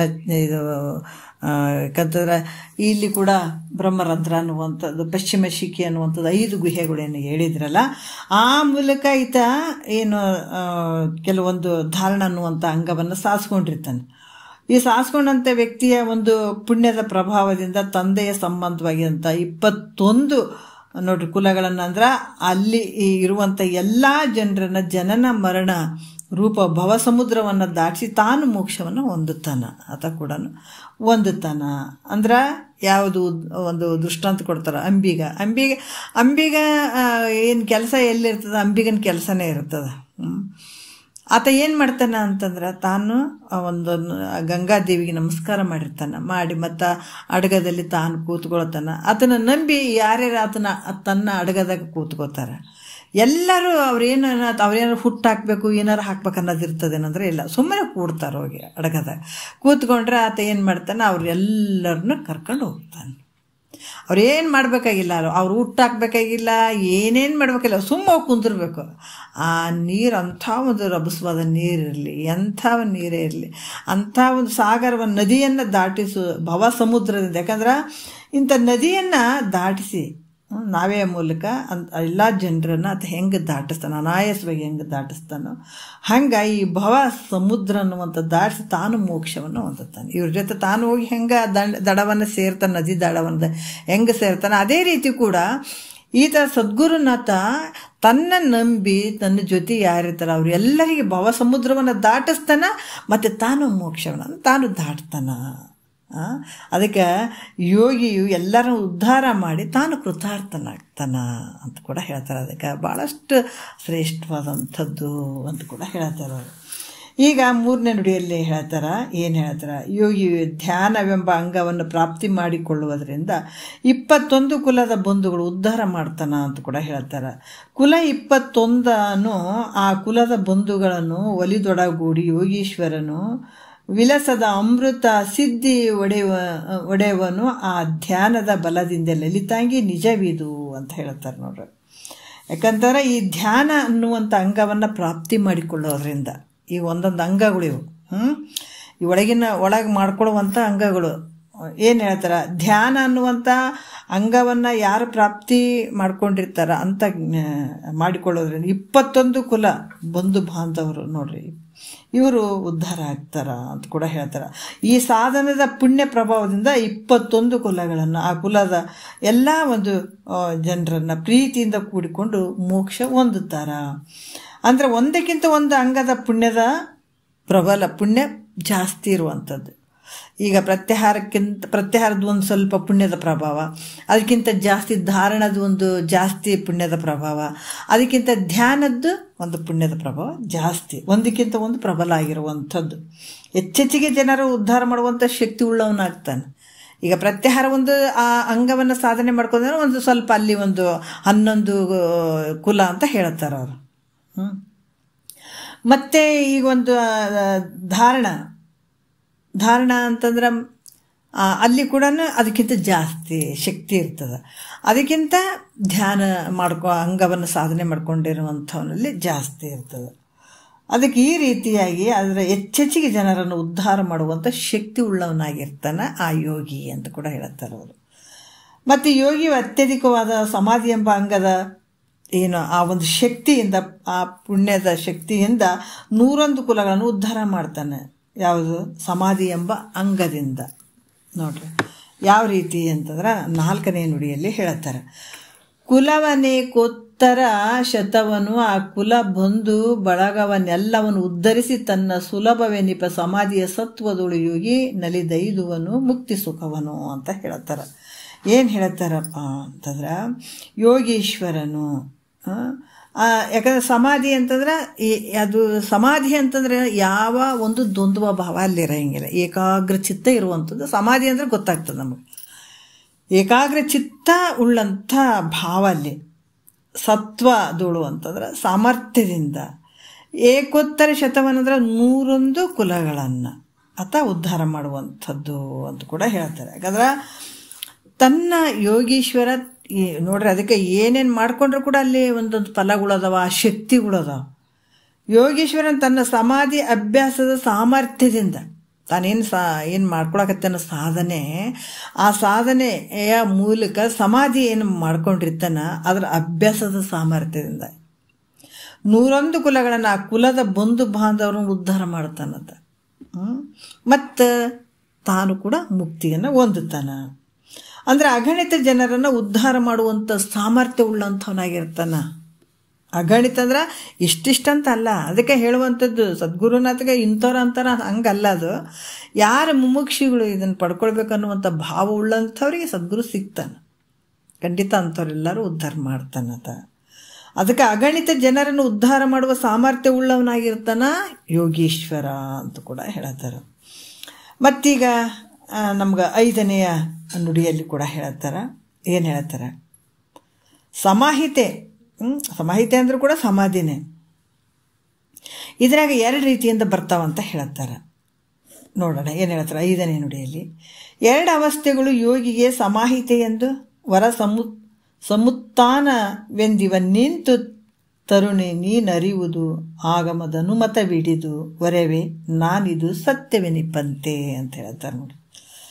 ಯಾಕಂದ್ರೆ ತರುಣಿ ಪ್ರೌಢಳಾದಂಥ ಸ್ತ್ರೀಯಳೆ ಅಂತ ಹೇಳ್ತಾರೆ ಅವರು. ಯಾಕಂದರೆ ಈ ಕೇಳಬೇಕು ಅಂತ ಕೂತ್ಕೊಂಡಿದ್ದಾಳೆ, ಆ ಭಾವದಲ್ಲಿ ತರುಣಿ ಅಂತ ಹೇಳ್ತಾರೆ ಅವರು. ಕೇಳುವಂಥ ಭಾವ ಇಟ್ಕೊಂಡು ಕೂತಿದ್ದಾಳೆ. ಅದಕ್ಕೆ ಈ ರೀತಿಯಾಗಿ ಪ್ರೌಢಳಾದಂಥ ಸ್ತ್ರೀಯಳೆ ಹಾಗೂ ತಿಳ್ಕೊಳ್ಬೋದು. ಬಟ್ ಏನಂತಂದ್ರೆ ಒಂದು ವಯಸ್ಸಿಗೆ ಬಂದಂಥ ಒಂದು ಹೆಣ್ಣು ಮಗಳು ಅಂತಲೂ ತಿಳ್ಕೊಬೋದು. ಯಾಕಂದ್ರೆ ಇಂಥ ಒಂದು ವಯಸ್ಸಿನಲ್ಲಿ ಇಂಥ ಸ್ಥಿತಿಯನ್ನು, ಇಂಥ ಒಂದು ಜ್ಞಾನವನ್ನು ಪಡ್ಕೊಳ್ಳುವಂಥದ್ದು ಕೂಡ ಬಹಳ ಯೋಗ್ಯವಾಗಿರುವಂಥದ್ದು. ಜನ್ಮವನ್ನು ಸಾರ್ಥಕ ಮಾಡ್ಕೊಳ್ಳುತ್ತೆ. ಯಾಕಂದ್ರೆ ಭಾಳಷ್ಟು ಅಪರೂಪ ಇಂಥ ಒಂದು ವಿಷಯಾದಿಗಳ ಒಂದು ಭಾವದಲ್ಲಿ ಇರುವಂಥ ಒಂದು ವಯಸ್ಸಿನಲ್ಲಿ ಇಂಥ ಪರಮಾರ್ಥವನ್ನು ಮಾಡ್ಕೊಳ್ತಾ ಇದ್ದಾಳೆ ಅಂತಂದ್ರೆ ಅದು ಹೆಮ್ಮೆನೇ ಐತೆ ಯಾರಿಗೆ? ಯಾಜ್ಞವಲ್ಕ್ಯರಿಗೆ. ಅದಕ್ಕೆ ಅಂತಹ ಒಂದು ಪ್ರೌಢಳಾದಂಥ ಸ್ತ್ರೀಯಳಿ ಯೋಗಿಗೆ ಅಂದರೆ ಯೋಗೀಶ್ವರನಿಗೆ ನೋಡ್ರಿ. ಸಮಾಹಿತೆ ಏನಂದರೆ ಸಮಾಧಿ ಎಂದು. ವರ ಅಂದರೆ ಶ್ರೇಷ್ಠವಾದಂಥದ್ದು. ಈ ಸಮುತ್ಥಾನವೆಂದು ಅಂದರೆ ಎಚ್ಚರಿಕೆ. ಸಮುತ್ಥಾನ ಅಂತಂದರೆ ಏನಂದ್ರೆ ಎಚ್ಚರಿಕೆ. ಸಮುತ್ಥಾನ ಅಂದರೆ ಎಚ್ಚರಿಕೆ ಅನ್ನುವಂಥದ್ದು. ಈ 2 ಅವಸ್ಥೆಗಳು. ಯಾಕಂತಂದ್ರೆ ಇದು ಎಲ್ಲಿ ಹೇಳಿದ್ದಾರೆ ಅಂದರೆ ಯೋಗಿಗೆ ಆಗಮ ಪ್ರಮಾಣದಿಂದ. ಇದು ಆಗಮದ ಒಂದು ಪ್ರಮಾಣ. ವೇದಗಳಲ್ಲಿ 2 ಅದಾವೆ, ಆಗಮ ಮತ್ತು ನಿಗಮ ಅಂತನ್ನುವಂಥದ್ದು. ಇಲ್ಲಿ ಕೂಡ ಆಗಮ ಪ್ರಮಾಣದಿಂದ ಸಮಾಧಿಯ ಅವಸ್ಥೆಯೆಂದು. ಇದು ಆಗಮದಲ್ಲಿ ಅದಕ್ಕೆ ಪ್ರಮಾಣ ಕೊಟ್ಟು ಹೇಳುತ್ತಾರೆ. ಅದಕ್ಕೆ ಈಗ ನಿಜಗೊಂಡ್ರೆ ಶಾಸ್ತ್ರ ಯಾಕಿಷ್ಟು ಕೃತಕೃತ್ಯ, ಯಾಕಿಷ್ಟು ಪವರ್ಫುಲ್ ಅದಾವ ಅಂತಂದರೆ ಇಲ್ಲಿ ಪ್ರಮಾಣಗಳು ಅದಾವ. ಅದಕ್ಕೆ ಇಲ್ಲಿ ಪ್ರಮಾಣ ಬಹಳ ಮುಖ್ಯ ಇರ್ತದೆ. ಶ್ರುತಿ ಗುರುಗಳಂತ ಹೇಳ್ತಾರೆ ಅವರು. ಯಾಕಂದ್ರೆ ಶ್ರುತಿ ಗುರುಗಳ ತತ್ವಮಸಿ. ಯಾಕಂದ್ರೆ ಈ ತತ್ವಮಸಿ ವಾಕ್ಯವನ್ನು ನಾವು ಕೇಳಬೇಕಾದ್ರೆ ಶ್ರುತಿ ಗುರುಗಳ ಬೋಧೆಯದು ತತ್ವಮಸಿ ಅಂತ ನುತಿಸಲಾನಾರೆಂದು ಬೆಸಗೊಂಡ ಬಗೆಗೆ ಅಂತ ಹೇಳ್ತಾನೆ. ಶ್ರುತಿ ಪ್ರಮಾಣ ಇರಬೇಕು, ಮತ್ತು ಗುರುಗಳು ಇರಬೇಕು. ಆಮೇಲೆ ಇದನ್ನು ಸ್ವಾನುಭಾವದಿಂದ ತಿಳ್ಕೊಳ್ಳುವಂಥದ್ದು ಇದು. ಇವೆರಡೂ ಇರಬೇಕು. ಯಾಕಂತಂದ್ರೆ ಇಲ್ಲಿ ಪ್ರಸ್ಥಾನತ್ರಯಗಳು ಅಂತ ಅದಾವ ಈ ಪ್ರಮಾಣಗಳು. ಉಪನಿಷತ್ತುಗಳಾಗಿರ್ಬೋದು, ಬ್ರಹ್ಮಸೂತ್ರ ಆಗಿರ್ಬೋದು, ಭಗವದ್ಗೀತೆ ಆಗಿರ್ಬೋದು, ಇವು ಪ್ರಸ್ಥಾನತ್ರಯಗಳು. ಯಾವಾಗ ನಾವು ಮುಕ್ತಿಯನ್ನು ಪಡ್ಕೊಳ್ಬೇಕು ಅಂತ ನಮ್ಮ ಭಾವ ಬರ್ತದ, ಪುಣ್ಯದ ಫಲದಿಂದ ಭಾವ ಬಂದಾಗ ನಾವು ಒಂದು ಆಧಾರ ಇರಬೇಕು ನಮ್ಗೆ ಕೇಳಬೇಕಾದಾಗ. ಇವು ಆಧಾರಗಳು, ಪ್ರಮಾಣಗಳು ಇವು. ಈ ರೀತಿಯಾಗಿ ಪಡ್ಬೋದು. ಯಾಕಂದರೆ ಈ ವೇದದಲ್ಲಿ ಕೆಲವು ಪ್ರಮಾಣಗಳು ಅದ. ನಿಗಮದಲ್ಲಿ ಪ್ರಮಾಣಗಳು ಹೇಳಿದ್ದಾರೆ, ಆಗಮದಲ್ಲಿ ಕೂಡ ಹೇಳಿದ್ದಾರೆ. ಆಗಮದಲ್ಲಿ ಮತ್ತು ನಿಗಮದಲ್ಲಿ. ನಿಗಮ ಶ್ರೇಷ್ಠವಾಗಿರುವಂಥದ್ದು. ಇಲ್ಲಿ ಕರ್ಮಗಳ ಬಗ್ಗೆ ಅದ್ರ ಬಗ್ಗೆ ಎಲ್ಲ ಬರ್ಕೊಂಡದ್ದು ಎಲ್ಲಿ ಆಗಮದಲ್ಲಿ ಬರ್ಕೊಂಡು ಬಂದಿರ್ತಾರೆ. ಯೋಗಿಗೆ ಆಗಮ ಪ್ರಮಾಣದಿಂದ ಸಮಾಧಿಯ ಅವಸ್ಥೆಯೆಂದು ಉತ್ತನದ ಅವಸ್ಥೆಯೆಂದು ಹೀಗೆ 2 ಅವಸ್ಥೆಗಳು ಉಂಟು. ಯೋಗಿಗೆ ಹೆಂಗದವ? 2 ಅವಸ್ಥೆಗಳು ಅದಾವ. ಒಂದು ಅವಸ್ಥೆ ಯಾವುದಪ್ಪ ಅಂತಂದ್ರೆ ಸಮಾಧಿ ಅವಸ್ಥೆ ಅನ್ನುವಂಥದ್ದು, ಒಂದು ಉತ್ಥಾನದ ಅವಸ್ಥೆ ಅಂತ ಒಂದು. ಇದು 2. ಈ 2 ಅವಸ್ಥೆಗಳು ಅದಾವ. ಆಯ್ತಲ್ಲ, 2 ಅವಸ್ಥೆಗಳು. ಯೋಗಿಗೆ 2 ಅವಸ್ಥೆಗಳು ಅದಾವೆ. ಅವುಗಳನ್ನು ಇಲ್ಲಿ ನಾನು ನಿನಗೆ ಹೇಳ್ತೀನಿ ಮೈತ್ರ. ಅದು ಹೆಂಗೆ ಹೇಳ್ತೀನಿ? ಸತ್ಯವಾಗಿ ಹೇಳ್ತೀನಿ ನಾನು. ಅದನ್ನು ನಂಬು, ಅಂದ್ರೆ ಏಕಾಗ್ರ ಚಿತ್ತದಿಂದ ಆಲಿಸು. ಎಷ್ಟು ಅದ್ಭುತ ಹೇಳ್ತಾರೆ ನೋಡ್ರಿ. ನೀನು ಯಾಕಂದ್ರೆ ನಾನು ಇವುಗಳನ್ನು ಹೇಳ್ತೀನಿ, ಸತ್ಯವಾಗಿ ಹೇಳ್ತೀನಿ. ನೀನು ಕೂಡ ಹೆಂಗೆ ಅಂತಂದ್ರೆ ನಾನಿದು ಸತ್ಯವೆನಿಪಂತೆ ಅಂತ ಹೇಳ್ತಾರೆ ನೋಡ್ರಿ. ತರುಣಿ, ನೀನು ಅರಿಯುವುದು ಆಗಮದ ಅನುಮತವಿಡಿದು ವರೆವೇ. ಆಗಮದಲ್ಲಿ ಹೇಳಿದಂಥ ಪ್ರಮಾಣವನ್ನು ಹಿಡ್ಕೊಂಡು ನಾನು ಸತ್ಯವಾಗಿ ಹೇಳ್ತೀನಿ. ನೀನು ಹೆಂಗೆ ಕೇಳ್ತಿ ಅಂದರೆ ಏಕಾಗ್ರ ಭಾವದಿಂದ ನೀನು ಇದನ್ನು ಕೇಳು ಅನ್ನುವಂಥದ್ದು. ಸಮಾಹಿತೆ ಎಂಬುದರ ಅವಸ್ಥೆಯ ಅರ್ಥವನ್ನು ಹೇಳುತ್ತಾರೆ ಅವರು. ಬಹಳ ಅದ್ಭುತವಾಗಿ ಹೇಳ್ತಾರೆ 6ನೇ ನುಡಿಯಲ್ಲಿ. ತಾನಿದಿರೆಂದು ಬೇರೇನೆಂದು ಮರೆಯದೆ ನೋಡ್ರಿ. ಯಾಕಂದ್ರೆ ತಾನಿದಿರೆಂದು ಅರಿಯದೆ ಜ್ಞಾನ ಸುಖಾದ್ವಯ ಪದವಾಗಿ ತಾನಿರ್ಪುದದು ಸಮಾಹಿತೆ ಎಂಬ ಬಗೆಯದು ಮಾನಿನಿ ಮುದದಿಂದ ತಿಳಿಯುವುದು. ನೋಡಿ ಏನು ಹೇಳ್ತಾರೆ? ತಾನಿದಿರೆಂದು ಬೇರೇನೆಂದು ಮರೆಯದೆ ಜ್ಞಾನ ಸುಖದ್ವಯ ಪದವಾಗಿ ತಾನಿರ್ಪುದದು ಸಮಾಹಿತೆ ಎಂದು ಬಗೆಯದು ಮಾನಿನಿ ಮುದದಿಂದ ತಿಳಿಯುವುದು ಅಂತ ಹೇಳ್ತಾರೆ. ತಾನಿದಿರಿ ಅಂತಂದ್ರೆ ನಾನು, ಇದು ಎಂದು, ಬೇರೆ ಅಂದರೆ ಭಿನ್ನವಾಗಿ, ನಾನು ಮತ್ತು ಇದು ಅನ್ನುವಂಥ ಈ ಭೇದ ಭಾವನೆ ಏನೊಂದು ತೋರದೆ. ನಾನನ್ನುವಂಥದ್ದು ಇದಂ, ಅಹಂ ಇದಂ, ನಾನು ಮತ್ತು ಈ ಇದಂ ಅಂದರೆ ಈ ಪ್ರಪಂಚ ದೃಶ್ಯವೇ ಕಾಣುವಂಥದ್ದು ಇದು ಇದಂ. ಈ ರೀತಿಯಾಗಿ ನಾನು ಮತ್ತು ಇದು ಅನ್ನುವಂಥ ಭೇದ ಭಾವನೆ ಏನೊಂದು ತೋರದೆ, ಭೇದ ಯಾವುದು ತೋರದೆ, ಅದಕ್ಕೆ ಅದು ಭಿನ್ನವಾಗಿ ಯಾವುದೊಂದು ತಿಳಿಯದೆ, ನಾನು ಅನ್ನುವಂಥದ್ದಲ್ಲ, ಇನ್ನೊಂದು ಐತೆ ಅನ್ನುವಂಥದ್ದಲ್ಲ, ನೀನನ್ನುವಂಥದ್ದಿಲ್ಲ, ಯಾವುದು ಭಿನ್ನವಾಗಿ ಯಾವುದು ಏನೊಂದು ತೋರದೆ. ಅದಕ್ಕೆ ಹೇಳ್ತಾರೆ ತನಗೆರವೇನೆಂದು ತೋರದೆ ಅಂತ ಮಹಾತ್ಮರು ಹೇಳ್ತಾರೆ ಕೆಲವೊಂದು. ಅಂದರೆ ಜಗತ್ತಿನೊಳಗೆ ತನ್ನ ಬಿಟ್ಟು ಅನ್ಯ ಏನು ಕಾಣದೇ ಇರುವಂಥದ್ದು. ಅದಕ್ಕೆ ಇಲ್ಲಿ ನಾನು ಅನ್ನುವಂಥದ್ದಾಗಿರ್ಬೋದು, ಇದು ಅನ್ನುವಂಥದ್ದಾಗಿರ್ಬೋದು, ಅದು ಅನ್ನುವಂಥದ್ದಾಗಿರ್ಬೋದು, ಯಾವುದು ಅಲ್ಲಿ ಇರದೇ ಇರುವಂಥದ್ದು, ಭೇದ ಭಾವನೆ ಇರದೇ ಇರುವಂಥದ್ದು. ಕೇವಲ ಸಚ್ಚಿದಾನಂದ ಅದ್ವಯವಾದಂಥ ತನ್ನ ಸ್ವರೂಪವೇ, ಬೇರೆ ನನ್ನ ಸ್ವರೂಪ ಬಿಟ್ಟು ಬೇರೆ ಏನು ಕಾಣ್ತಾ ಇಲ್ಲ. ಆ ರೀತಿಯಾಗಿ ಅದ್ವಯವಾದ ತನ್ನ ಸ್ವರೂಪವೇ ಸರ್ವತ್ರ ತೋರುವಂಥದ್ದು. ಈ ಸ್ಥಿತಿ ಏನು ಹೇಳ್ತಾರೆ? ಸಮಾಧಿ ಅಂತ ಹೇಳ್ತಾರೆ. ಕಣ್ಣು ತೆರ್ಕೊಂಡು ಕೂಡ ನಾವು ಸಮಾಧಿ ಸ್ಥಿತಿಯನ್ನು ಅನುಭವಿಸ್ಬೋದು. ಬರೀ ಕಣ್ಣೆಲ್ಲ ಅಷ್ಟು ಆ ಒಂದು ವೃತ್ತಿ ಬಂತು ಅಂತಂದಾಗ ನಾವು ಕಣ್ಣು ತಕ್ಕೊಂಡ್ರೂ ಕೂಡ ಸಮಾಧಿ ಸ್ಥಿತಿಯಲ್ಲೇ ಇರ್ಲಿಕ್ಕೆ ಸಾಧ್ಯ ಆಗ್ತದೆ. ಅದಕ್ಕೆ ಮಹಾತ್ಮರು ನೋಡ್ರೆ ಅವ್ರು ಕಣ್ಣು ಮುಚ್ಕೊಂಡು ಕುಂದಿರ್ಲಿಲ್ಲ, ಹೆಂಗೆ ನೋಡ್ತಾ ಇದ್ರು ಅಂದ್ರೂ ಕೂಡ ಕೆಲವು ಸಲ ಹೇಳ್ತಿದ್ರು ಬ್ರಹ್ಮನಿಷ್ಠತ್ವ ಅಂತಂದ್ರೆ ಕಣ್ಣು ತೆರೆದ್ರು ಕೂಡ ಇದೇನು ಕಾಣಂಗಿಲ್ಲ ಅಂತ ನೋಡ್ರಿ ಗುರುಗಳು ಹೇಳ್ತಿದ್ರು. ಬಟ್ ಹಂಗಾನೆ ಐತದ.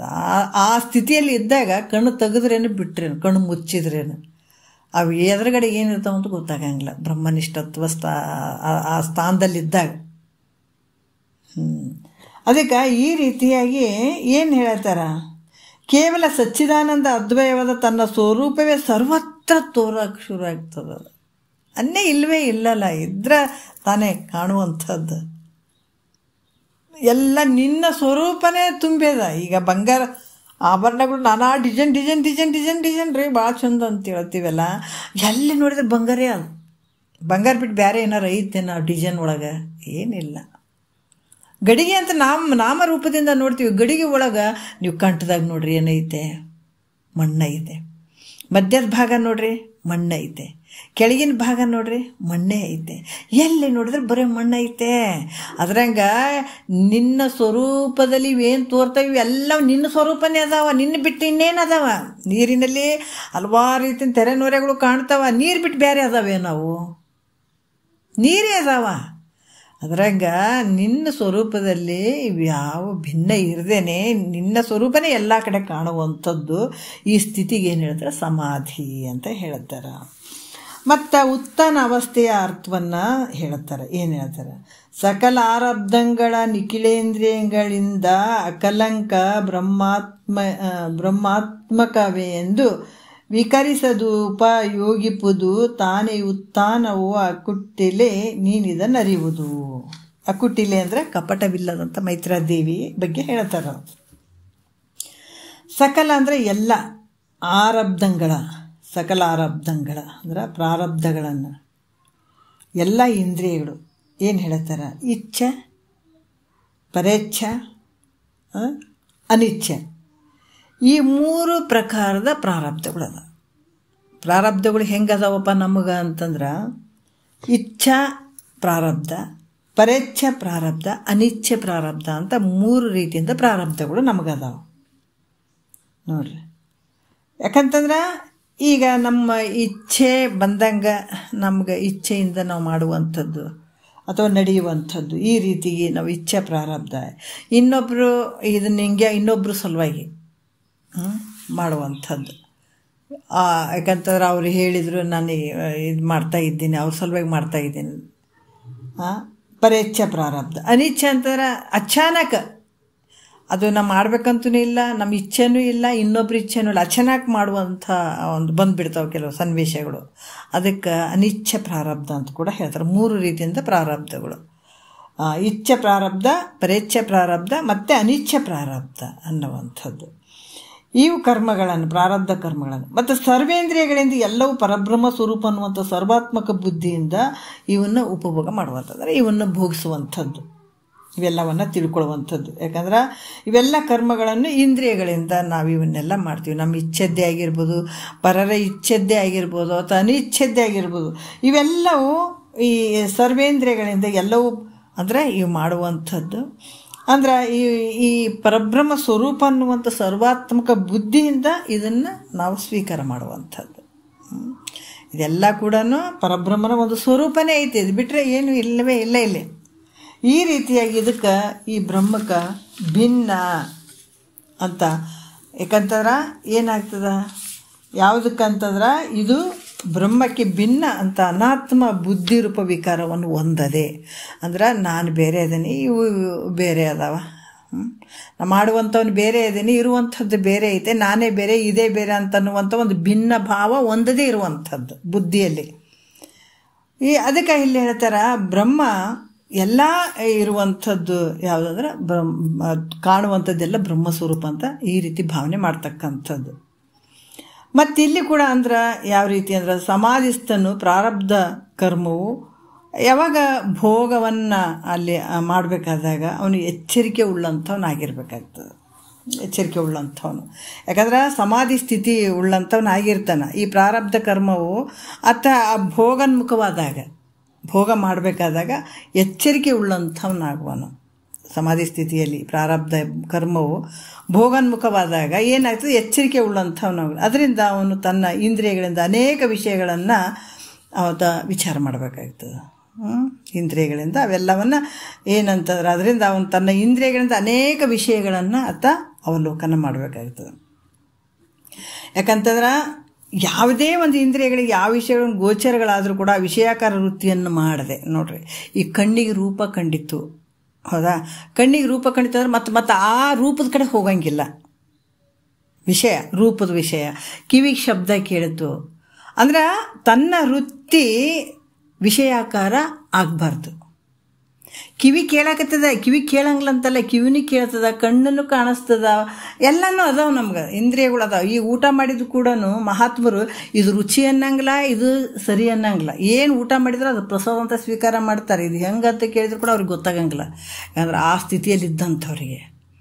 ಆದರೆ ಈ ಕಣ್ಣಿಗೆ ನೋಡಾಕತ್ತದ, ರೂಪವನ್ನು ನೋಡಾಕತ್ತದ, ಕಿವಿ ಶಬ್ದವನ್ನು ಕೇಳಾಕತ್ತದ, ರುಚಿಯನ್ನು ನೋಡಾಕತ್ತದ, ಸ್ಪರ್ಶ ಮಾಡಾಕತ್ತದ ಅಂತಂದ್ರೂ ಕೂಡ ಆ ವಿಷಯಾಕಾರ ವೃತ್ತಿ ಆಗದೆ ಇರುವಂಥದ್ದು. ಅವರ ವೃತ್ತಿ ಏನಾಗಿರ್ತದ, ವಿಷಯಾಕಾರ ಆಗದೆ ಇರುವಂಥದ್ದು. ಈ ಪ್ರಾರಬ್ಧಕ್ಕನುಸಾರವಾಗಿ ನೋಡ್ರಿ, ಅದಕ್ಕೆ ಇದನ್ನು ಹೆಂಗೆ ಮೀರ್ತಾನಂತಂದರೆ, ಪ್ರಾರಬ್ಧಕ್ಕನುಸಾರವಾಗಿ ಏನೋ ಒಂದಾಗಿ ಶಾರೀರಿಕ ರೋಗಗಳನ್ನೇ ಬರುವಂಥದ್ದಾಗಿರ್ಬೋದು, ಏನು ನಾನಾ ರೀತಿಯಿಂದ ವಿಷಯಾದಿಗಳು ತೋರ್ತಿರ್ತಾವ. ಒಂದು ಒಳ್ಳೆಯದು ಆಗ್ತಿರ್ತದ, ಕೆಟ್ಟದ್ದು ಆಗ್ತಿರ್ತದ, ಒಂದು ಸುಖನೂ ಇರ್ತದ, ದುಃಖನೂ ಇರ್ತದ, ಎಲ್ಲ ತೋರ್ತಾವಂತಂದ್ರೂ ಕೂಡ ಆ ವಿಷಯಾಕಾರ ವೃತ್ತಿಯಲ್ಲಿ ಈತ ಬೇರೆದೇ ಇರ್ತಾನಂತ. ಆ ವಿಷಯಾಕಾರ ವೃತ್ತಿ ಮಾಡದೇ ಇರುವಂಥದ್ದು ಅಂದ್ರೆ ನಾಮರೂಪಗಳನ್ನು ತೆಗೆದು ಹಾಕಿಬಿಟ್ಟು ಅಸ್ಥಿಭಾತಿ ಪ್ರಿಯ ಮಾತ್ರ ಒಂದು ಆತ್ಮಕಾರ ವೃತ್ತಿಯನ್ನು ಮಾಡುವಂಥದ್ದೇ ಏನು ಹೇಳ್ತಾರೆ, ಉತ್ಥಾನಾವಸ್ಥೆ ಅಂತ ಹೇಳ್ತಾರೆ. ಬೇಕಾದಷ್ಟು ಅದಾವ ಖರೆ, ಆದರೆ ಆ ಮನಸ್ಸು ಆ ವಿಷಯಾಕಾರ ವೃತ್ತಿ ಆಗದೇ ಇರುವಂಥದ್ದು. ಆ ವೃತ್ತಿ, ತನ್ನ ವೃತ್ತಿ ಏನಿರ್ತದ, ತನ್ನ ಏನು ಬ್ರಹ್ಮ ಭಾವದಲ್ಲೇ ಇರ್ತಾನಲ್ಲ, ಆ ಭಾವ ಬಿಟ್ಟು ಮತ್ತೆ ನಿನಗೆ ಬೇಕಾದಷ್ಟು ಕಾಣಿಸ್ತವೆ. ಈ ಕಣ್ಣು, ಕಿವಿ, ಮೂಗು ಎಲ್ಲ ಅದಾವಂತಂದ್ರೆ ಮತ್ತು ಇವು ಶಬ್ದಗಳು ಮತ್ತು ಇವೆಲ್ಲ ನಡೀತಿರ್ತಾವೆ. ಆದರೂ ಕೂಡ ಆ ವಿಷಯಾಕಾರ ತನ್ನ ವೃತ್ತಿ ಆಗದೇ ಇರುವಂಥದ್ದು, ತನ್ನ ಆತ್ಮಾಕಾರ ವೃತ್ತಿಯಿಂದಲೇ ಇರುವಂಥದ್ದು. ಇದಕ್ಕೆ ಉತ್ಥಾನಾವಸ್ಥೆ ಅಂತ ಕೂಡ ಇಲ್ಲಿ ಹೇಳುತ್ತಾರೆ. ಮತ್ತೆ ನೋಡೋಣ ಮುಂದಿನ ವಿಚಾರ. 8ನೇ ಇದು ಒಂದು ಐತೆ, ಬೇಡ ಈ ಟೈಮ್ ಆಗಿದೆ, ಇದನ್ನೇ ಇಟ್ಕೊಂಡು ಮತ್ತೆ ನಾಳೆ ಮಾತಾಡೋಣ. ಒಂದೆರಡು ಮತ್ತು ಗುರುಗಳ ಪಾದಕ್ಕೆ ಅರ್ಪಿಸಿ ಹರ ಓಂ.